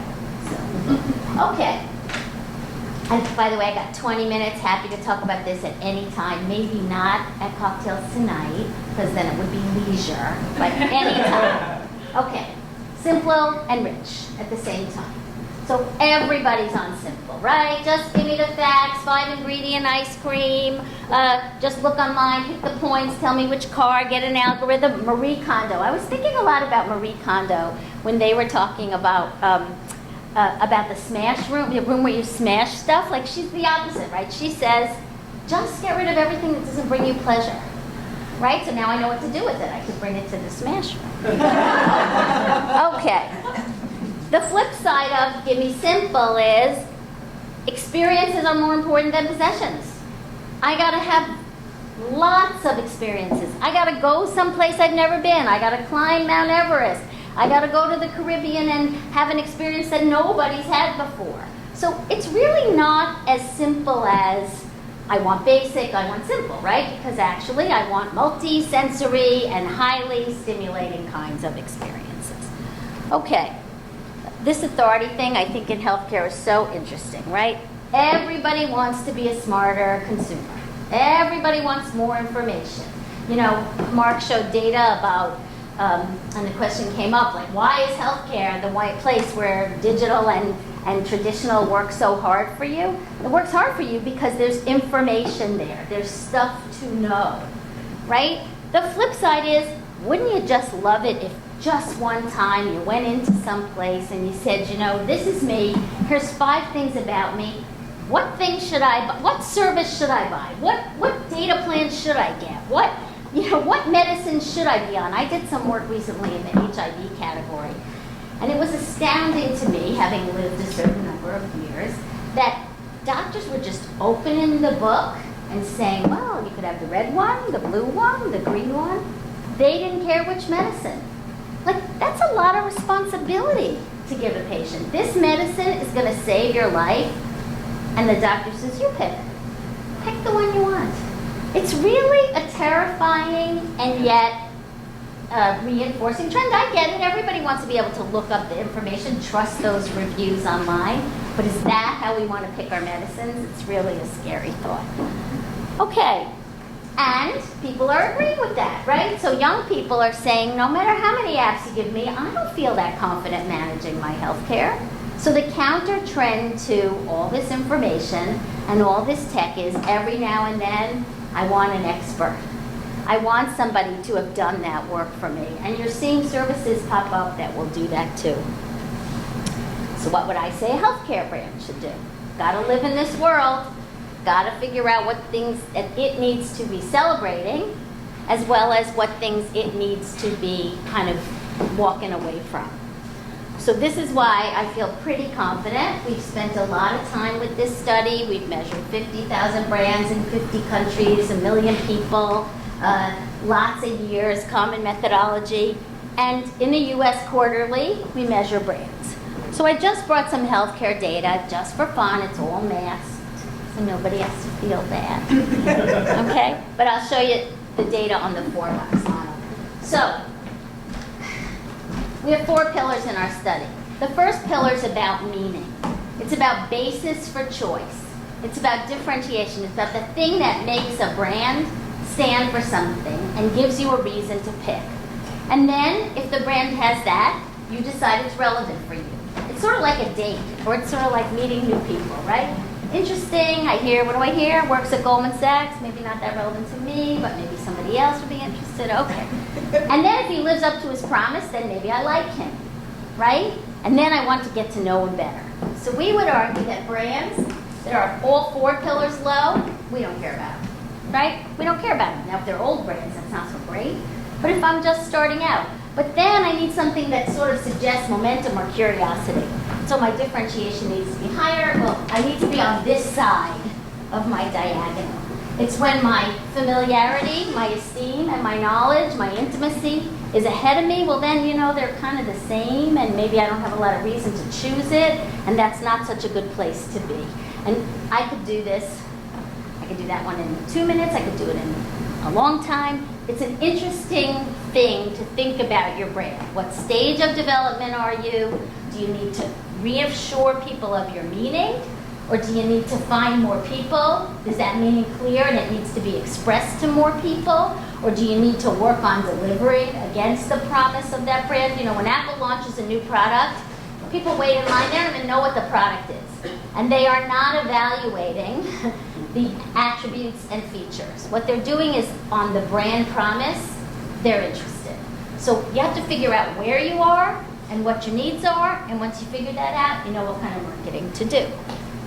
So we would argue that if you're on the left of the diagonal, data shows you've got more momentum. Maybe you're new, maybe you're beginning to become attractive to people. It's when you're on the other side that doesn't look so good. So, at risk of commoditization, at risk of, hey patient, what do you want to take? Pick your color, anything you like.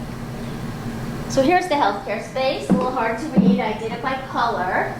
So it's hard to see, I guess. But up in the upper right there, I got a lot of prescription retailers. It's not so surprising, right? I got CVS, I got Walgreens, I got a lot of prescription retailers.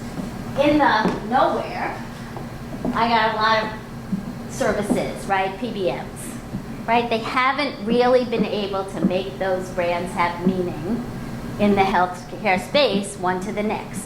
If I was choosing as a consumer, I'd probably just go with whatever, right? Not really a brand. I got insurance. I got it all over the map, but not looking so great, not looking so vital, not looking so exciting.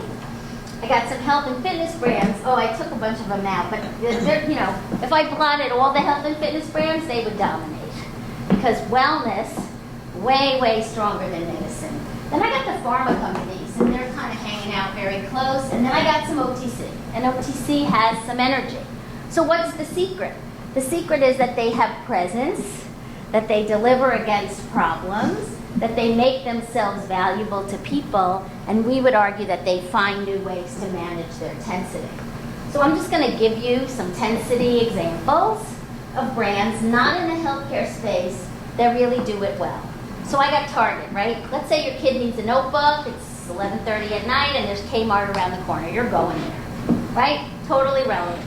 But let's say you're in the driveway, and you have a choice to buy that kid a backpack, and you could go to Target, and you could go to Kmart. You're not going to Kmart then, right? You're making a choice. You'd much rather buy it, because the meaning of Target is clear, because Target is both chic and cheap. Right? Not just Kmart. Or Nikes for everybody, but everybody who could be an Olympic athlete, right? Everybody is empowered to be the athlete. And this brand, Harley Davidson, we've studied this brand for a long time. It's an amazing brand. Talk about a community, right? It's not for everybody, but everybody knows exactly what it is. So they rate the brand and the brand promise very highly. So regardless of audience, by the way, everybody knows what that is. There are a few brands like that. Victoria's Secret is another one. Doesn't matter whether you use it or not. But as a brand, it delivers. Disney is another one. Okay, so we would say that if you want to be a great brand today, you got to think about the tension.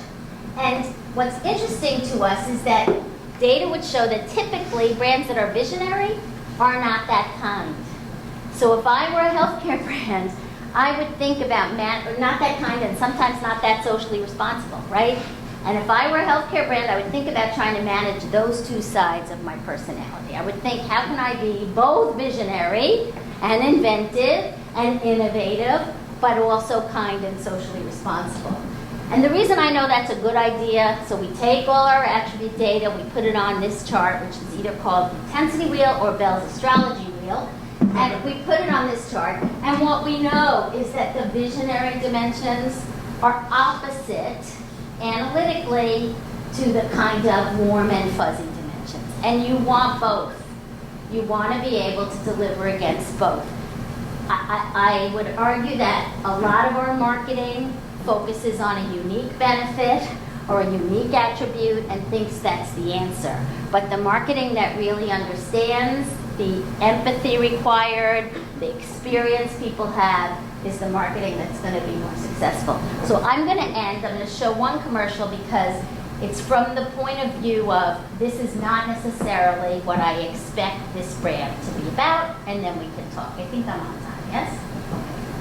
Oh, I forgot about that.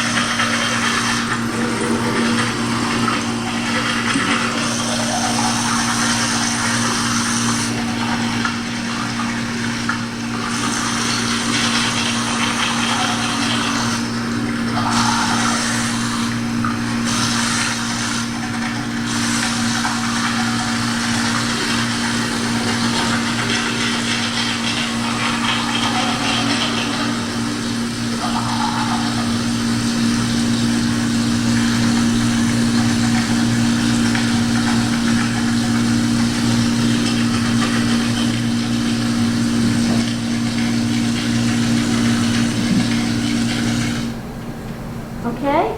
So it leads me to believe that I don't care how good you are, I don't care how smart you are, I don't care how effective you are, the customer doesn't care how much you know until they know how much you care. Colgate did a lot of brand activity to launch the brand based on features and whiteness and product attributes, and the truth is this was a Super Bowl ad. It was very remarkable for them. It takes an entirely different point of view, and it's helped them a lot. So that's what I got.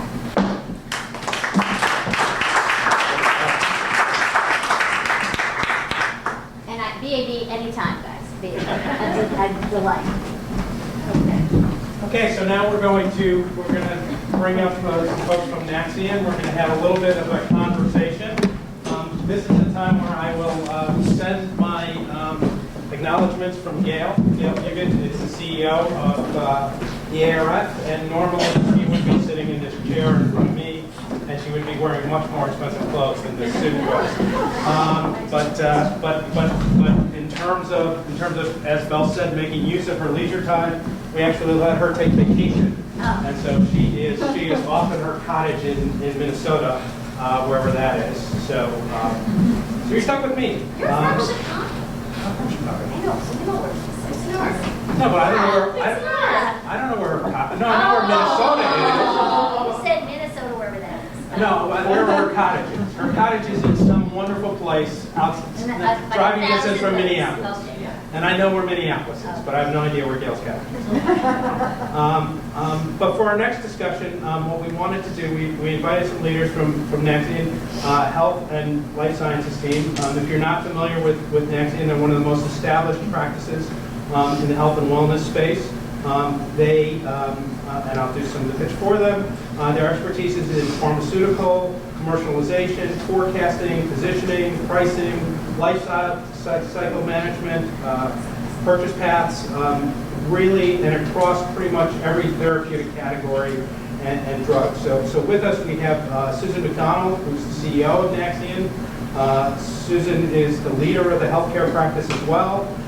In addition to her impressive credentials within the healthcare space, I was interested to learn that she also co-authored a book, the Group Depth Interview, about the principles of qualitative research and how we can learn more from those types of things. And with her is also Debbie Kosman. Debbie is the Senior Vice President in Naxion Healthcare Practice.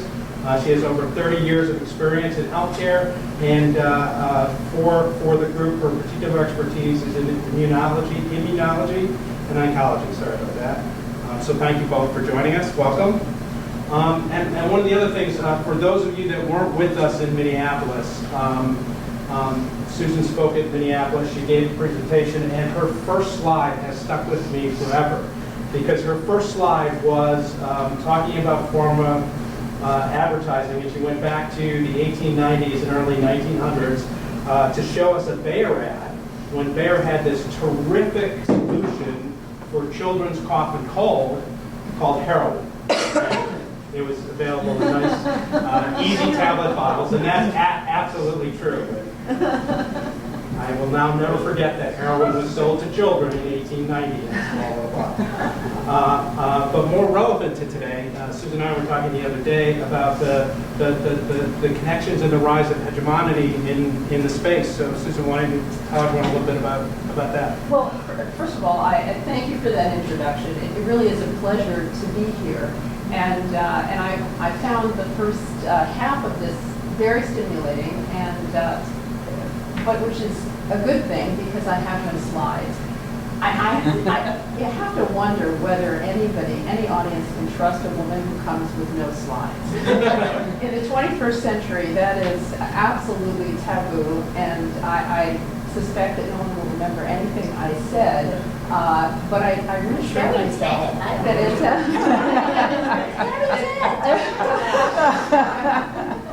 But I reassured myself that this is a conversational format, and we don't normally haul our slides around in conversation, and so I'm going to hope that the same spontaneous generation of content will work for this.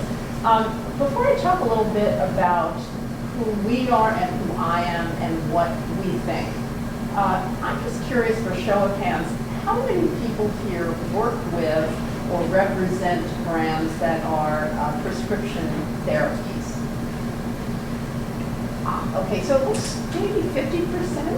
Is that about right, or am I 40 to 50%? Okay, so that's very helpful to know because the conversation and the way that you process and hear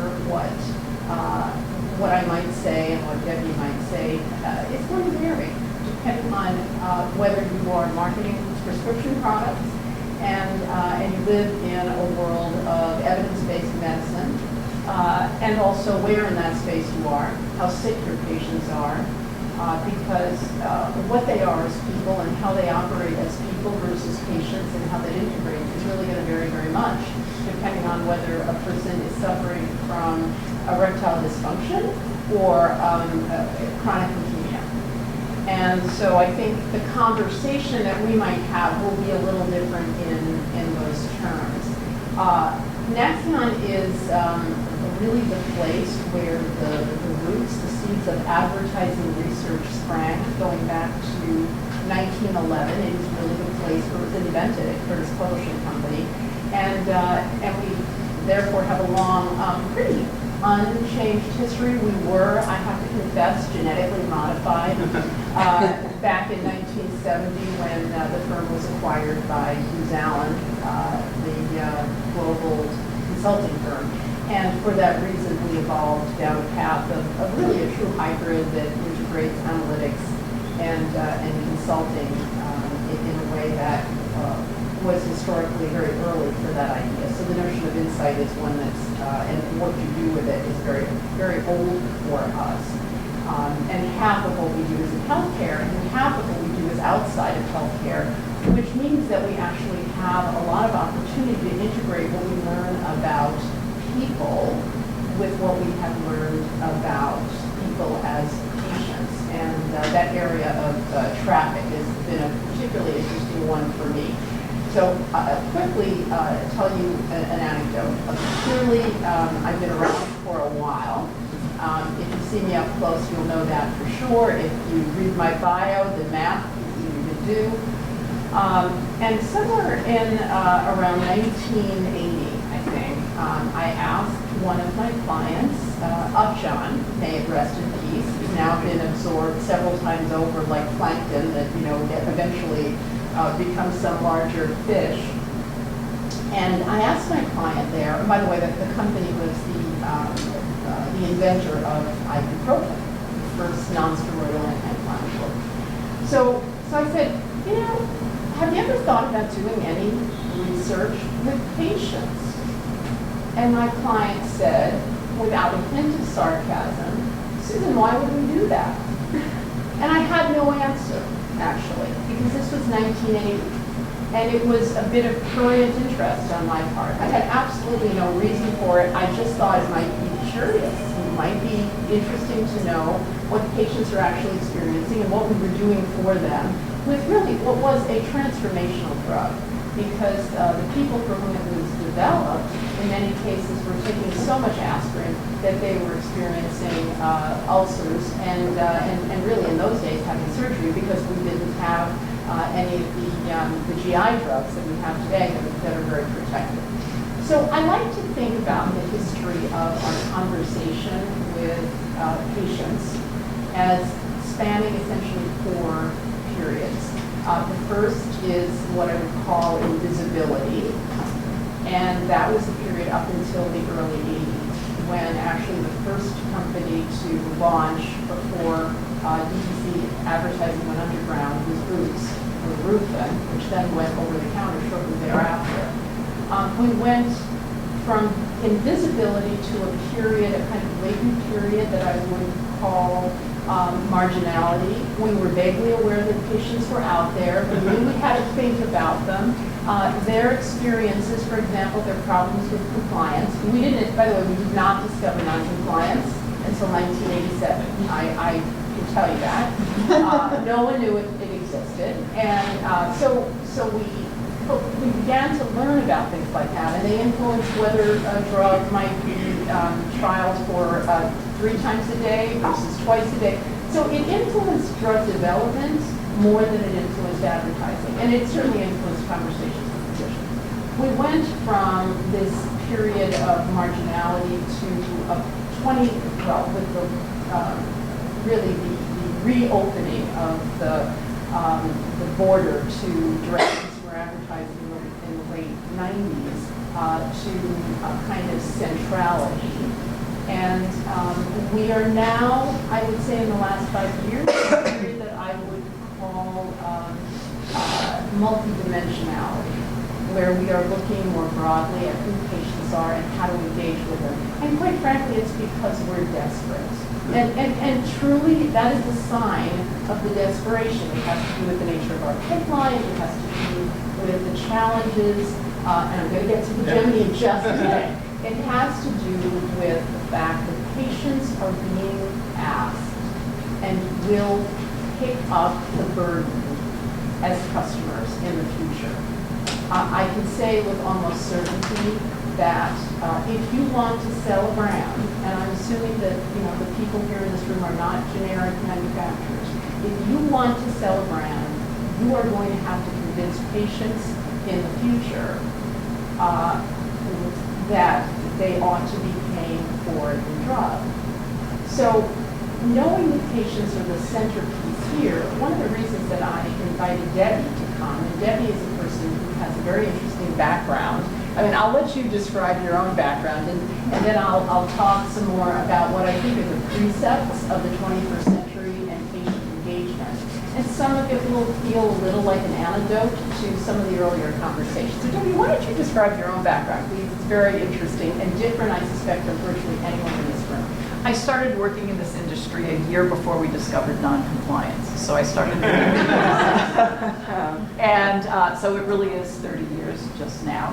And one of the first oncology drugs I ever worked on was tamoxifen in the 80s when it got its indication for 5-year follow-up after adjuvant chemotherapy to prevent recurrence. And in fact, some of that work was done with patients because at the time, Steward ICI was looking to test the logo that it was using on its packaging because it wanted to understand how women felt about that logo, which was a pink tamoxifen rose. I have interviewed countless oncologists over the years. Much of that work in the 1990s for Amgen, when I once dreamt that I was the sales rep for Neupogen. Because I think through my interviews of oncologists about Neupogen, I probably sold more of it than any single sales representative at the company. And since then, my work in oncology only increased. It became very clear to me in doing innumerable interviews with oncologists, patients, and caregivers that patients were routinely not fully informed about the choices they were making for themselves. That this all-important notion of informed consent, which is a part of the ethics of the AMA and the ANA, the American Nursing Association, was routinely not met in conversations between oncologists and patients. And in particular, because of course most of this work is in the setting of metastatic disease, because I've been working on products that were going to launch, and therefore that every new oncology drug launches in the metastatic setting, that these were people for whom the stakes were as high as they get. It's about mortality, and it's about how they want to spend the rest of the life they have available to them. Well, if you don't know, if you're not clear on the fact that you are now making a trade-off between the quality of the time you have and some attempt, perhaps completely dashed, to get more of it, you make choices that are different from when you understand that. So this has led me on a path to what will be my retirement career, which is working as a palliative nurse practitioner with oncology patients, where the whole goal of palliative medicine is to improve the quality of people's lives, to help ease the burden that they suffer as patients. It's also got as a core tenet informed consent, But that presents a dilemma for us and as pharmaceutical manufacturers and marketers, as well as for clinicians, which is the fact that many patients don't want to know how long they might live. They don't want to know. They don't want to talk about mortality. And in that instance, there is a very delicate dance between the oncologist and the patient about how much to say and what to say and when to say it. So I have a perspective both as a long-time commercial stakeholder in the industry, now alongside of this more newfound clinical perspective on what goes on inside that small office on those visits that patients have with their oncologists. And I think that comment, and obviously the kind of trade-offs that Debbie is describing. Can everyone hear me, by the way? I'm not louder? No. All right. No, good. Oh, good. Oh, that's good. Oh, well, you know what? Actually, then my voice is carried, but I'm blind because I can't tell the difference between thumbs up and help me. But I think this is it's a helpful launch point for the thrust of the conversation that I'd like to lay out. If you think about what we heard in the very early part of this afternoon, which really had to do with a lot of digital wellness apparatus, I'm going to say, you realize that there really are two parallel universes here, that the consumer in the wellness context is really in a different universe, actually, than the patient in an evidence-based care context. They touch, but they really are potentially different. And those of us who are living in that evidence-based, highly regulated, highly scientific environment in which speculation about chocolate and the biome and things of that sort that are intriguing, but in most cases will not ultimately produce any measurable impact on the way in which we live healthy lives. Although they may make chocolate more delicious. I mean, anything that makes chocolate less caloric is an advance as far as I'm concerned. But they're very, very different kinds of spaces. So what I thought I would do, and now I feel really guilty that there is no slide, is I started to generate principles, and they're not orthogonal, meaning some of them wind in upon and touch upon each other, but there are some thoughts that I'd like at least to establish that I think are true about the dialogue between those of us who market drugs for a living, as opposed to this concept of wellness, which is another sort of biome, in a way, around prescription products and devices. And they are, I have 10, because I made it come out. Okay. And if people are really interested, I'll write them out and I'll send them to everybody. So you can put those commandments on your Or we're taping it, and you can go to the arf.org and Excellent, excellent. All right. First of all, and I made this comment for the 3 people who are in Minneapolis. Patients hate drug bondage. They hate what you sell. You will never make them like it. You may make them grateful, but they really don't like this. Which means they don't want an intimate relationship with your product. They don't want an intimate relationship with your company. They don't really want to be in bed with you. You may want that, but they don't. So keep that in mind, because your interests and their interests, their psychic interests, are not always served in the same way. You might sum that up as patients are people too. They're just not your people. You don't own them. You don't own them. Beware the 15-minute hour. We spend a lot of time with patients. We need it to be an hour because that works really well.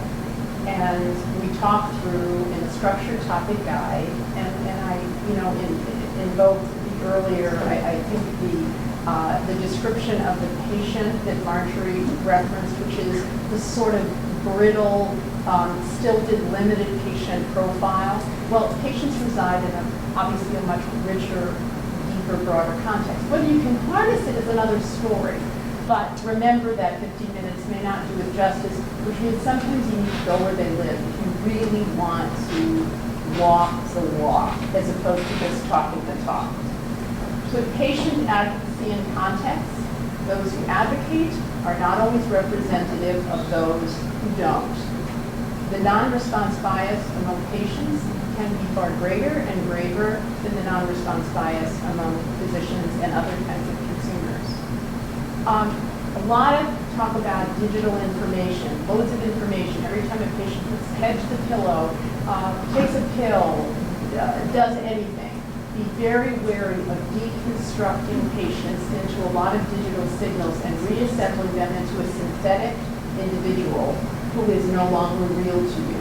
In fact, beware of the deluge of data. We already have way too much. We are still trying to figure out how to make it serve us, how to avoid overfit models, how to really learn from what we do. So more patient data may not help us so much unless it's the right kind of data.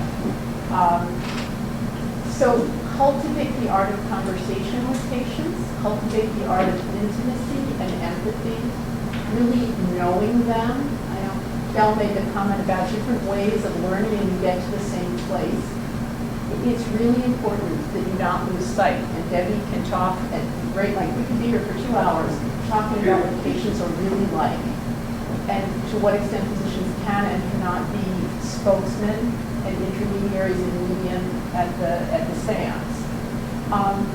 Decide what you do for a living, because you can't necessarily serve patients in every possible way, and these are corollaries of the fact that people don't necessarily want to have an intimate relationship with you. So when you think about a digital conversation and a connection and a social media relationship and an app that's going to be on their phone and a way in which the pharmaceutical company can become an integral part of their lives, just be mindful that not all of those things will serve you. Don't lose focus. That would be I think a really important issue for those of you who sell prescription products. Another is, and this is the cynic in me talking, we are always in pursuit of patient insights, but so often the insights that do not serve us immediately are discarded on the cutting room floor. Have a place where you store insights, accept them, believe them, even if they're not commercially relevant to you in the moment. Put them in the pantry and keep them safe, because not everything is an insight just because you can leverage it. And I think the other thing that I would point out in terms of communicating with patients, and here really this is the patients are people too. In the end, of course, when you're marketing to patients and you're selling a drug, or you're selling insurance, you're selling something that they don't particularly like. And yet, your mission is really the same as if you were selling Colgate, as if you are selling a Toyota. Your goal is to make them mildly or very dissatisfied with what they have, make them believe that you can offer them something better, and make them aspire to actually and empower them to seek that something better. In that way, advertising to patients, regulation or not, is really the same. And for that reason, creative is critically important. And here's where I'd like to give a shout out to Belle. Why not? Because with Belsamra, which is, I think, an iconic ad. She didn't pay me, and in fact, I mentioned it in Minneapolis before I met her. It's a wonderful ad. It holds up to any ad on any product about anything. Merck has taken that to the bank in the generic market. It's a sleep aid, Belsamra. I've seen it with the cat and the dog, everybody's seen it. It's a beautiful ad because what it did was it redefined insomnia for the patient, and it used creative in a beautiful way to make that point. And I guess the message, therefore, is those of you who are engaged in the act of communicating and marketing with patients, the way in which they are people too is that whenever you can rally all of the skills and tools of the motivational trade that are artistic to your cause, do it. So that's, I think I have 10. If I don't, please don't count. I was very strategic in meandering from one point to the other, so you can't tell. No, but I want to give you both. So the interesting thing is that when we talked about this event, and we were thinking about patients or people first, like the first thing that we came to and what we spent some time with Sparks and Honey is what are the things that are sort of outside the therapy that we should be cognizant of. But one of the interesting things, and I'll let both of you talk about it from different ends, and we were talking about this, like think of the difference between oncology and psoriasis. Okay, so psoriasis, right? I mean, the reason that I need to treat that has a lot of, it's a social impact. You know, I'm not going to die from it. I just, it makes me feel uncomfortable. And as you were talking from an oncology standpoint, I mean, you're really making trade-offs between quality of life and length of life. So talk a little bit about the importance of the patient being first when you know, it's not a life-threatening disease, but it's important to me. And it is a life-threatening disease, and so the truth of the matter is that, I mean, if I'm a person with psoriasis is probably not the most important thing in my world. My kids, all that sort of stuff. If I'm suffering from leukemia, that is dominating my life, and that's the first thing I think about. So I'm going to have to both of you to talk about what are the similarities and differences. The more that a patient's illness requires them to invest their time in it, the more it steals from them discretion, and the more that it affects many aspects of their life, the more their being a patient is a part of who they are. Whereas when you get further away from that, the more being a person first is who they are. And I think we could array disorders on a spectrum, and even within oncology, it has its own spectrum. So certainly if you're diagnosed with early stage disease, and you may well be cured with your therapeutic intervention, that is a very different setting from the metastatic. But even within the metastatic setting, it's very different. So some of you may be familiar with the book When Breath Becomes Air by Paul Kalanithi. I think I'm saying his name right. The author was a neurosurgeon on the verge of completing his 7-year neurosurgical residency with a stunningly promising scientist-surgeon career in front of him when he was diagnosed with stage 4 non-small cell lung cancer. And he wrote this book. He was an English major and an English literature master's before he ever launched on a path to become a neurosurgeon. And he struggled with the fact that although he knew he would die from his disease, he didn't know when he would die from his disease. In his first meeting with his oncologist, he brought up survival curves, and she said to him, "We are not talking about those. I am not showing them to you, and we're not talking about them." And she said, what you need to do is find what you value. But even that was a challenge. And I think this is a challenge when we think about the things that we heard initially about context. What is the broader context that any person or a patient is going to make decisions in? He stepped back and he said, well, if I have 10 years, I'm going to return to neurosurgery. And I'm going to start my scientific career. If I have 1 year, I'm going to write.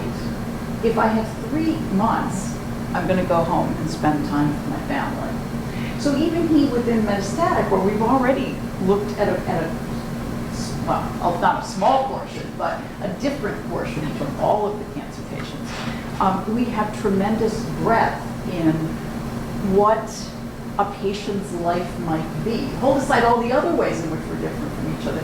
And then you add to that, of course, with cancer, we don't know, nobody can tell him which of those groups he's in. So he also has to live with an uncertainty that nobody can remedy.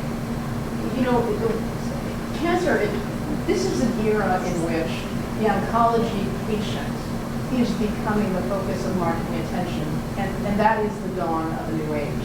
And it's going to be, even though the decisions in many cases are quite arcane, obviously this is a much more complicated decision than whether a patient wants to ask for Januvia or Invokana, or whether the patient wants to take Viagra or Cialis. The reality is that patients are going to have to pay the freight, decide whether 3 months of life is worth a very significant potential tariff on their estate, and so on. And and there, I'll give you the footnote space in a second. But the important thing about oncology is that it introduces a new benefit that is not present in any of the other drugs that we advertise, and that's time, the dimension of time.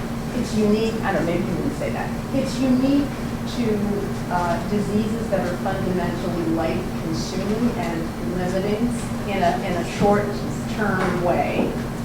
Everything else is more about variations on quality of life and the restorative ability of drugs to allow people to live life more fully.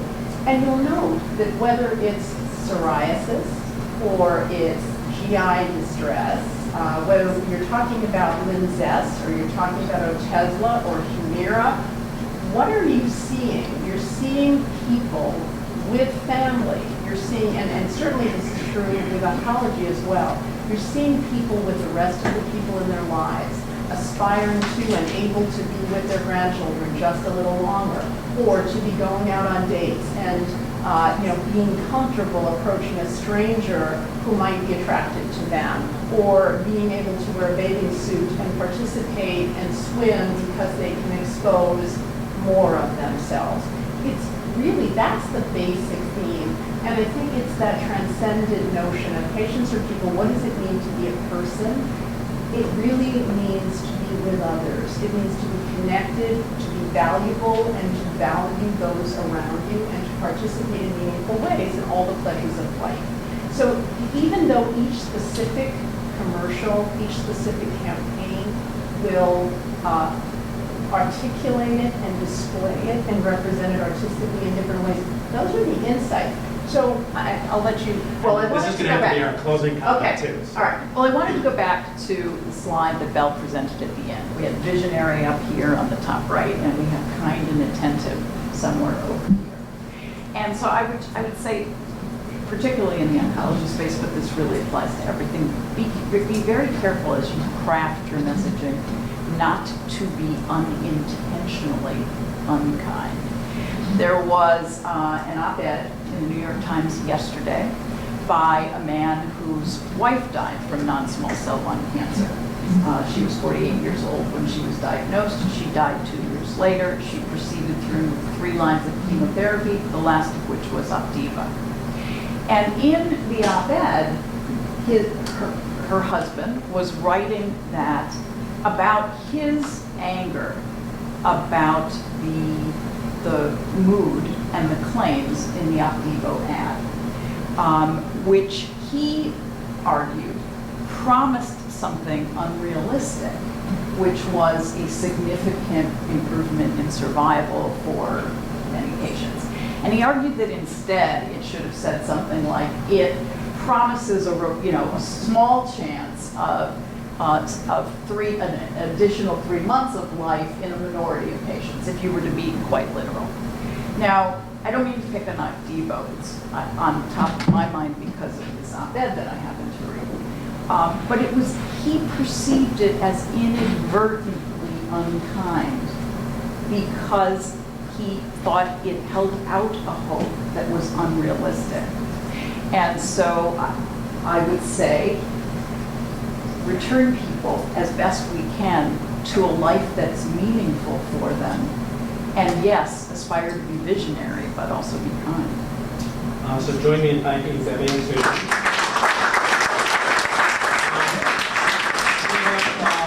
We have one more story for you today before we get to food and beverage. I'm going to invite Brian Mondre from Kantar Health up to join us. Brian is the Global Head of Digital Innovation at Kantar Health. He's been there for 6 years.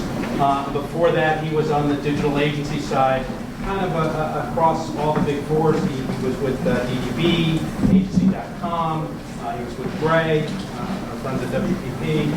So with that, Brian's going to talk about how you can use the, and going back to what the Crossix folks said to us at the very beginning, how we can use this digital mobile thing that we have in our pockets all day long to make better connections. So, Brian?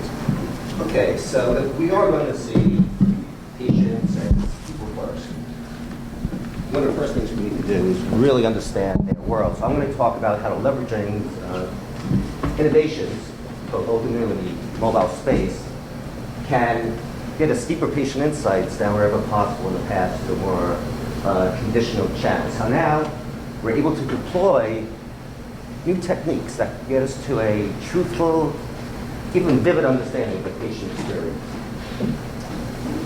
Look, if we're going to do more than just pay lip service to the term patient centricity, if it's going to transcend being just another buzzphrase, you need to really establish genuine patient empathy to, as much as possible, see the world through their eyes, to see them not as patients, they don't see themselves as patients, but as human beings who happen to have serious health conditions that we can help them with beyond just the physical symptoms. Then and only then are we going to be able to develop the kind of brand strategies and marketing programs that are going to build real, lasting connections. And I'm not just talking about ad campaigns, websites, search engine strategy, but new products, new services and programs, kind of like some of the ones that we saw earlier today, that can help with emotional quality of life issues, as well as the physical symptoms. So, thanks to advances in mobile health technology, a lot of people think we're entering the era of room-to-tomb tracking. So, from infancy to childhood to young adulthood, middle age, and senior citizen, the remote monitoring of our vital health metrics are, in theory, going to allow us all to live longer, healthier lives. And because the underlying technology is now more affordable and easier to use, some people also feel, in theory, that the quantified self movement is poised to go more mainstream. And it's starting to get there, but it's not quite there yet. And you don't know about the quantified self movement, but it goes further. We now have quantified baby here, web-connected Huggies diapers that analyzes stool and urine, web-connected baby scales. They even have web-connected onesies that monitor a baby's sleeping patterns, how often they roll over during the course of a night or stand upright. And it goes further than that. We even have quantified dog. This is actually a thing. I mean, who knows what's next? So when I talk about mobile innovations, I'm going way beyond just the smartphone. However, talking about patient insights, let's circle back and go to the smartphone. Because with all of the new mobile health technologies, the smartphone still remains kind of at the epicenter of this whole mHealth ecosystem, because most of these devices do sync with a mobile companion app. But the smartphone alone, even without some of these newer innovations, allows us to do things from a research perspective we just could not do in the past through more traditional channels. First and foremost, the ability to capture, because of the ubiquity of the smartphone, the connection that we all have with our smartphones, we're able to capture insights as close to a moment of experience as possible, whether that experience is a bout of nausea, a pain attack, a doctor-patient consultation, interaction with a pharmacist, getting feedback on an event immediately or shortly after it actually happens is going to result in more accurate responses without having to rely on the vagaries of human memory, which are completely unreliable. It also enables us to capture rich and emotional data in the form of pictures and videos by leveraging a smartphone's camera features, camera functionality. And here, I think, is where we could really transcend some of the limitations of traditional research and get more of a snapshot into how a condition impacts a person's lifestyle beyond, like, say, the point of pain or problems with diabetes, and just see how it impacts them, but also their family and loved ones. But as I said, these days, mobile goes way beyond the smartphone, especially in the healthcare space. We now have this whole category of mobile health or mHealth products and apps, digital health devices, wearables, there's many terms that are used. I like to use the term mHealth. And the attention, most people focus just on wearable activity trackers such as the Fitbit because they're the most ubiquitous and they appeal to a more general audience. But it goes so much deeper than that. I think far more relevant for the future of health and wellness is the fact that we now have web-connected glucose monitors, web-connected blood pressure monitors, web-connected scales that measure not only weight and BMI, but cardiovascular biometrics, smart asthma inhalers, and the list goes on as new innovations come to market on a consistent basis. So finally, we're able to remotely and passively collect accurate, that's the key, accurate biometric data without having to rely on manual consumer input, which is about as reliant as human memory. Now, the positive implications for healthcare in general, global health and wellness, are obvious as people become more attuned with their own internal biometrics, and doctors could easily retrieve relevant patient health data directly from the internet. But what does it mean for research? Well, here's an opportunity for us to get patient insights using data collected passively direct from this mHealth technology, combined with data collected actively through engaging with patients through surveys, interviews, or video testimonials. So the passive data collection, it supports the active data collection. From a methodology perspective, this is the key point. Data we collect passively through this mHealth technology. It supports, it strengthens, it does not replace the data we collect actively through more traditional means. You see the mHealth data, the biometric data, I mean, it's great in and of itself, but it only tells us part of the story. It tells us the what. What's going on inside a person's body? What are their sleep patterns, their activity levels, blood sugar? But we need to actively ask questions in order to get to the whys. And that's how we're going to identify the levers that really drive patient attitudes, behavior, and health outcomes. So at Cantor Health, how do we conduct these types of studies? Well, a combination. Sometimes we'll work with existing platforms and partnerships, as well as using our own mobile survey app. So some of you may be familiar with a company called Withings. They are a global player in the mHealth space with significant market share across the US, Europe, and parts of Asia. Maybe you came across a social media promotion where Penn Jillette of Penn and Teller fame has been talking about how he's lost over 100 pounds with the help of a variety of Withings devices, although obviously diet and exercise probably has something to do with that as well. But you may be more familiar with them because they've been in the news a lot recently as they were just purchased by Nokia for about 180 million euros as Nokia's trying to get more into the Internet of Things business. And they have a wide range of products everywhere from activity trackers to the scale, blood pressure monitor, web-connected thermometer, and devices that just measure your home environment. So what we've done is we've established a partnership with them where we're able to directly survey a specific type of patient segments within their user base.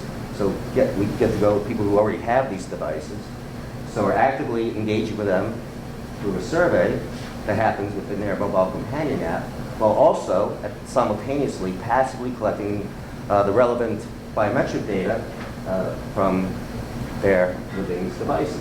So for example, we recently conducted a study, a smoking cessation study in Europe, using activity and sleep data that we collected from activity trackers and weight and BMI data that we collected through their scale, while actively asking other questions about behavior and other health-related feelings through the survey. So by combining active with passive, we're able to look at self-reported stress levels versus activity level and actual sleep time. We're able to look at self-reported feelings of restfulness versus actual sleep patterns and see how that differs by gender. And, as I said before, we also developed our own mobile survey app, which in addition to doing like price of entry for what a mobile survey app should do, most basic being conduct short surveys, collect picture and video data, but through various APIs, we're able to passively collect activity and biometric data from a wide range of mHealth devices. So now the smartphone as kind of the ultimate repository for health and lifestyle data, let's quickly look at how the combination of survey, visual, and mHealth data could truly immerse us in the patient experience. So we recently used mobile to get closer to the chronic pain experience by conducting a mobile pain diary study with rheumatoid arthritis patients. And the combination of survey data plus patient-provided visual data enabled us to understand their world in an emotional as well as a clinical context. So yeah, the survey data alone is very useful, and the longitudinal nature of a diary study allowed us to see how the pain experience evolves over an extended period of time versus just a snapshot in time. But stuff like comorbidities and treatments, we could have gotten that through any kind of a survey. But it's here, with the visuals, we're really able to go deeper. And we didn't just say, take pictures of your swollen ankles or arm wrapped in ice. I mean, although we got plenty of those, show us through pictures how this is impacting your quality of life. And don't just send us pictures, just give us some captions around it so we can look at them in context. So the combination of words and visuals really opened our eyes and gave us new ideas on how we could write even better surveys for more quantitative types of studies.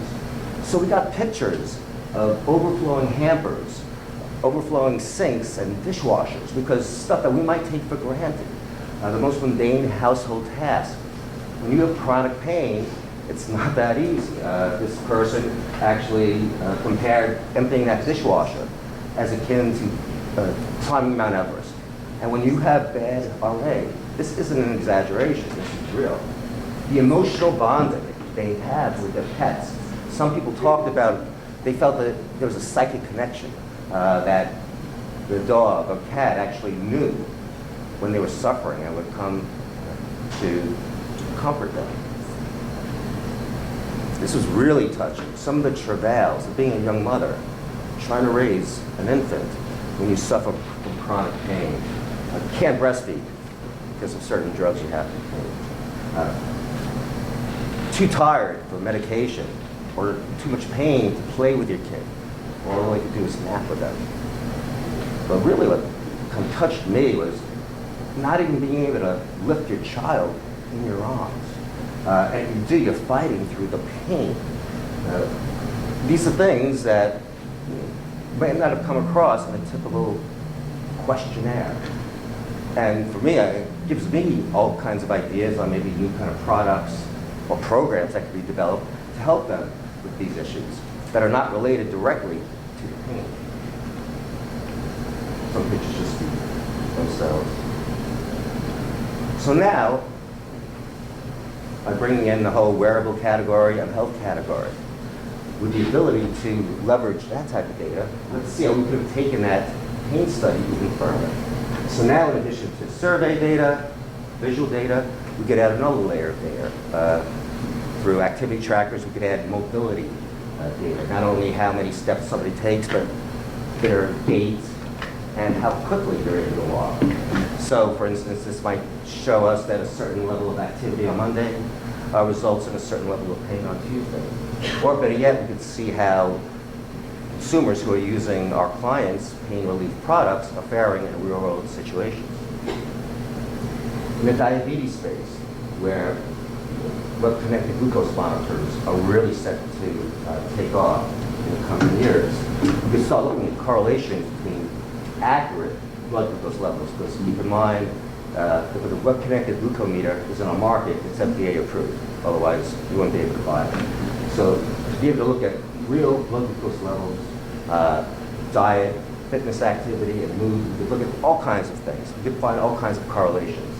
For example, how mood might impact how somebody manages their condition. We could look at the differences in blood glucose between patients who actively manage their condition through both diet and exercise versus those who may diet but don't exercise, which actually makes up a large chunk of that population. In the asthma or COPD space, where many of our clients are developing their own web-connected asthma inhalers, which capture time, frequency, and location of inhaler usage. Think about it, combining that data with some short surveys could give us some great insights into medication compliance, behavior around adherence, and actual efficacy. We could even do a program where if we see that somebody's using their inhaler more frequently than would be considered normal, that could trigger an automatic survey to try to ascertain why, what happened. Did you maybe walk too much that day, some stress? So these are just some ideas to get you thinking about how this might work for your clients or some of the brands that you're responsible for. So in conclusion, the research and help is just really a means to an end. It's about giving us the information that we need to not sell to these people with chronic conditions or less chronic conditions, but to serve them. Don't sell, serve, and the selling will happen. But to do that, we really need to know them intimately. To see them is not just a checklist of physical symptoms, but to really understand their life, their world, beyond those symptoms. So I hope that I was able to show in a short time how some of the things we're working on might help you realize that goal. Thank you. So I'm going to ask you all to indulge me, and I'm going to build on Belle's intensity for a second, is that our promise as a brand, as the ARF, is to provide you leading edge information to inspire you, but give you insights that you can activate and take. And generally, when you come to conferences, you all sit in the chairs, and it just all comes. But actually, in order to get the activation part and the inspiration part, we need to create dialogue among us. So I'm going to call on a couple of people to get it started, but I really want to encourage you all to just think about, of all the things that you saw today, what are the things that inspired you the most? What are the things that you took away that you can take to your desk that tomorrow you're going to do something different than you would? What was the thing that was most intriguing? Whatever it is. So let's share some of that over the next 5 or 10 minutes, and then we'll open up the wine and have a little bit more fun. Ira, you want to kick us off? Ira from CrossX? Sure, thanks, Mark. So what really came to life here with all of the presentations is that something that's fundamental. I work for a measurement company, and one of the things we talk about measuring is as fundamental as the patient journey. Anybody remember that term? Well, what we saw here is just how much it's expanded to new devices, new experiences that Sparks and Honey talked about, that all the wearable devices that Kantar Health talked about, and also the patient journey. So now it's more measurable than ever, more touch points than ever, and we should really care what the patients think and what they want about the brand, which is what Y&R was talking about. So it's more complex than ever, multi-dimensional. And I thought what was really interesting about what Maxion presented is that when you're completely healthy, young, healthy, vibrant, patients are in complete control, and maybe there's much more of a bias toward the independence, the choice, independence from the professional world and the high science world. But there are parallel universes, and in the second universe is the tradition of high science and medication. And what I thought was fascinating with that closing op-ed in the New York Times is, healthcare still is rooted in the experimental method and in science. And so patients are in control until they're not. And there's always going to be a place for a trusted professional advisor. It could just, but part of our role as advertisers is figuring out, what audience are we reaching and how independent and how empowered is that audience. So a lot to think about. That's my grand unified. Thank you. I'm also going to pick on Divya, who is in her third week with Johnson & Johnson, and kind of give us a little perspective from the advertiser side too. What did you find most intriguing?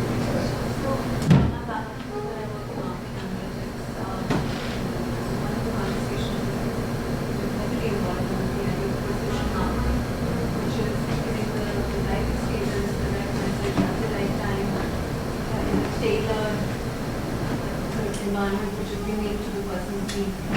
All of this starts with data. And what you said is very right, which is more data might not help you unless it's the right data. So, how do you get to that right data? Some of the ideas that shared, like Sparks and Honey, for example, shared, or even the Cantor shared about how you can get to some of the data in such a unique way, which helps you make that physical and emotional connection. And really helps you understand that need. So it's not about everything, all the data that exists in the universe is very unique and personal to your consumers, to your patients. It is fascinating. I mean, I think you correctly said if you put aside financial and legal implications that can be which is the kind of insight, unique insight you can get out of this is just fabulous and makes you thinking about newer ways to better understand that connection we're talking about. Anyone else? Any other takeaways? Go. I actually really liked, Susan, your notion of 50 minutes versus the full hour. It's just that extra 20% of listening changes everything. So that's one thing that has just resonated. Well, I think you really, to build on that, and I think your point as well, the notion of really taking data and reconstructing it and making sure that we restore to the forefront of our own consciousness this really reconstruct the patient who is not the synthesis of a lot of data points, but really is an entire individual. And we really do need, I think you'll never truly know exactly what is happening with any given patient in that precision marketing context in the perfect way, but probabilistically, I think if we steep ourselves in where these patients live, what is their mindset, what is the likely experience they're having, recognizing, as Debbie points out, there really are patient segments, and she sees this all the time, patients who don't want to help. They're not on the internet so much. They're actually defending themselves and their spouse may be on the internet. But the people who are on the internet in general are searching, and being able to put ourselves in their mind frame, sometimes with insights we've accumulated without necessarily in the moment having known or understood what we would do with them, just really feeling what they feel is very important. One cautionary tale I would argue though, I think we have to be careful not to tell patients that we're on their journey. They don't always like that journey. We are using that term ourselves, but again, in the spirit of empathy with them, the notion of a journey implies something about their experience that's been packaged in a way that, and again, synthesized in a diagram, in a way that can sometimes seem to them almost diminutive and objectified. So just a thought. It's always interesting to me, just to build on that, and then I'll wrap this up and we continue the dialogue over wine. But when our marketing kind of behind the curtain stuff actually becomes public, to me, Black Friday is like the most amazing thing. That when I started in the business too long ago, Black Friday meant that as a retailer, I was not making money until it got to Christmas time. And it was not really a good thing. It was just kind of the way I did the accounting. And I created sales and I created promotions, but it was all marketing. It was all behind the scenes. It wasn't consumable information. Now it's out there. Black Friday is a thing, although I don't think many consumers know what it is. So building on Susan's thing, I think I think when we say that patients are people first, it's to Belle's point there, it's a conundrum. It's not that easy because sometimes you want to let them behind the curtain, sometimes they want to be more involved, sometimes they don't want to be more involved. So it really, hopefully we'll all work together to take the data and information so that we can really help put people first. With that, let me first thank all the speakers and contributors for today. Hopefully you feel like this was new and bleeding edge information. That's not what you see. That was our goal. Hopefully we achieved that. I want to specifically thank our sponsors, Crossix and Kantar Health. Without them. And then, please go to the ARF.org. Look at the events, see what things are coming up. Most of you here are members. You're all welcome to come to these things. I'll just touch on a couple of key ones. Mobile, obviously we've talked about it in the healthcare context, but it's affecting the entire industry. We showed that sign the slide at the beginning about the combination of TV and mobile. So we have two big mobile events that are coming up. September 22nd here in New York that talks about how you could create things on the mobile device better. And then on the Facebook campus, November 14th and 15th out in San Francisco, where we're going to talk about mobile in a larger context, how we listen through it, how we communicate on it, and how we create experiences with it. And then, we started as a one-off thing about a year and a half ago, a women in analytics group, and talking about the issues that we unfortunately face in the marketplace about equal pay, presence, breaking the glass ceiling, all those types of things. And it actually became some of the events that we have the highest level of satisfaction. And so we're having our first Women in Analytics event in New York on October 13th. And you don't have to be a woman to come because this particular event is going to be focused on practical ways that you can increase your presence within an organization. How do you present yourself? How do you contribute in a meeting? And all those types of things that we're all interested in. So I welcome you all to join us. And without further ado, there is refreshments in the back. Where's the through this door up there. Through this door upstairs is a rooftop deck, which I don't know. It's the weather. Yep. We're all good. So let's head out to the sunny and sunny. Wow. Thank you all for coming. We really appreciate it.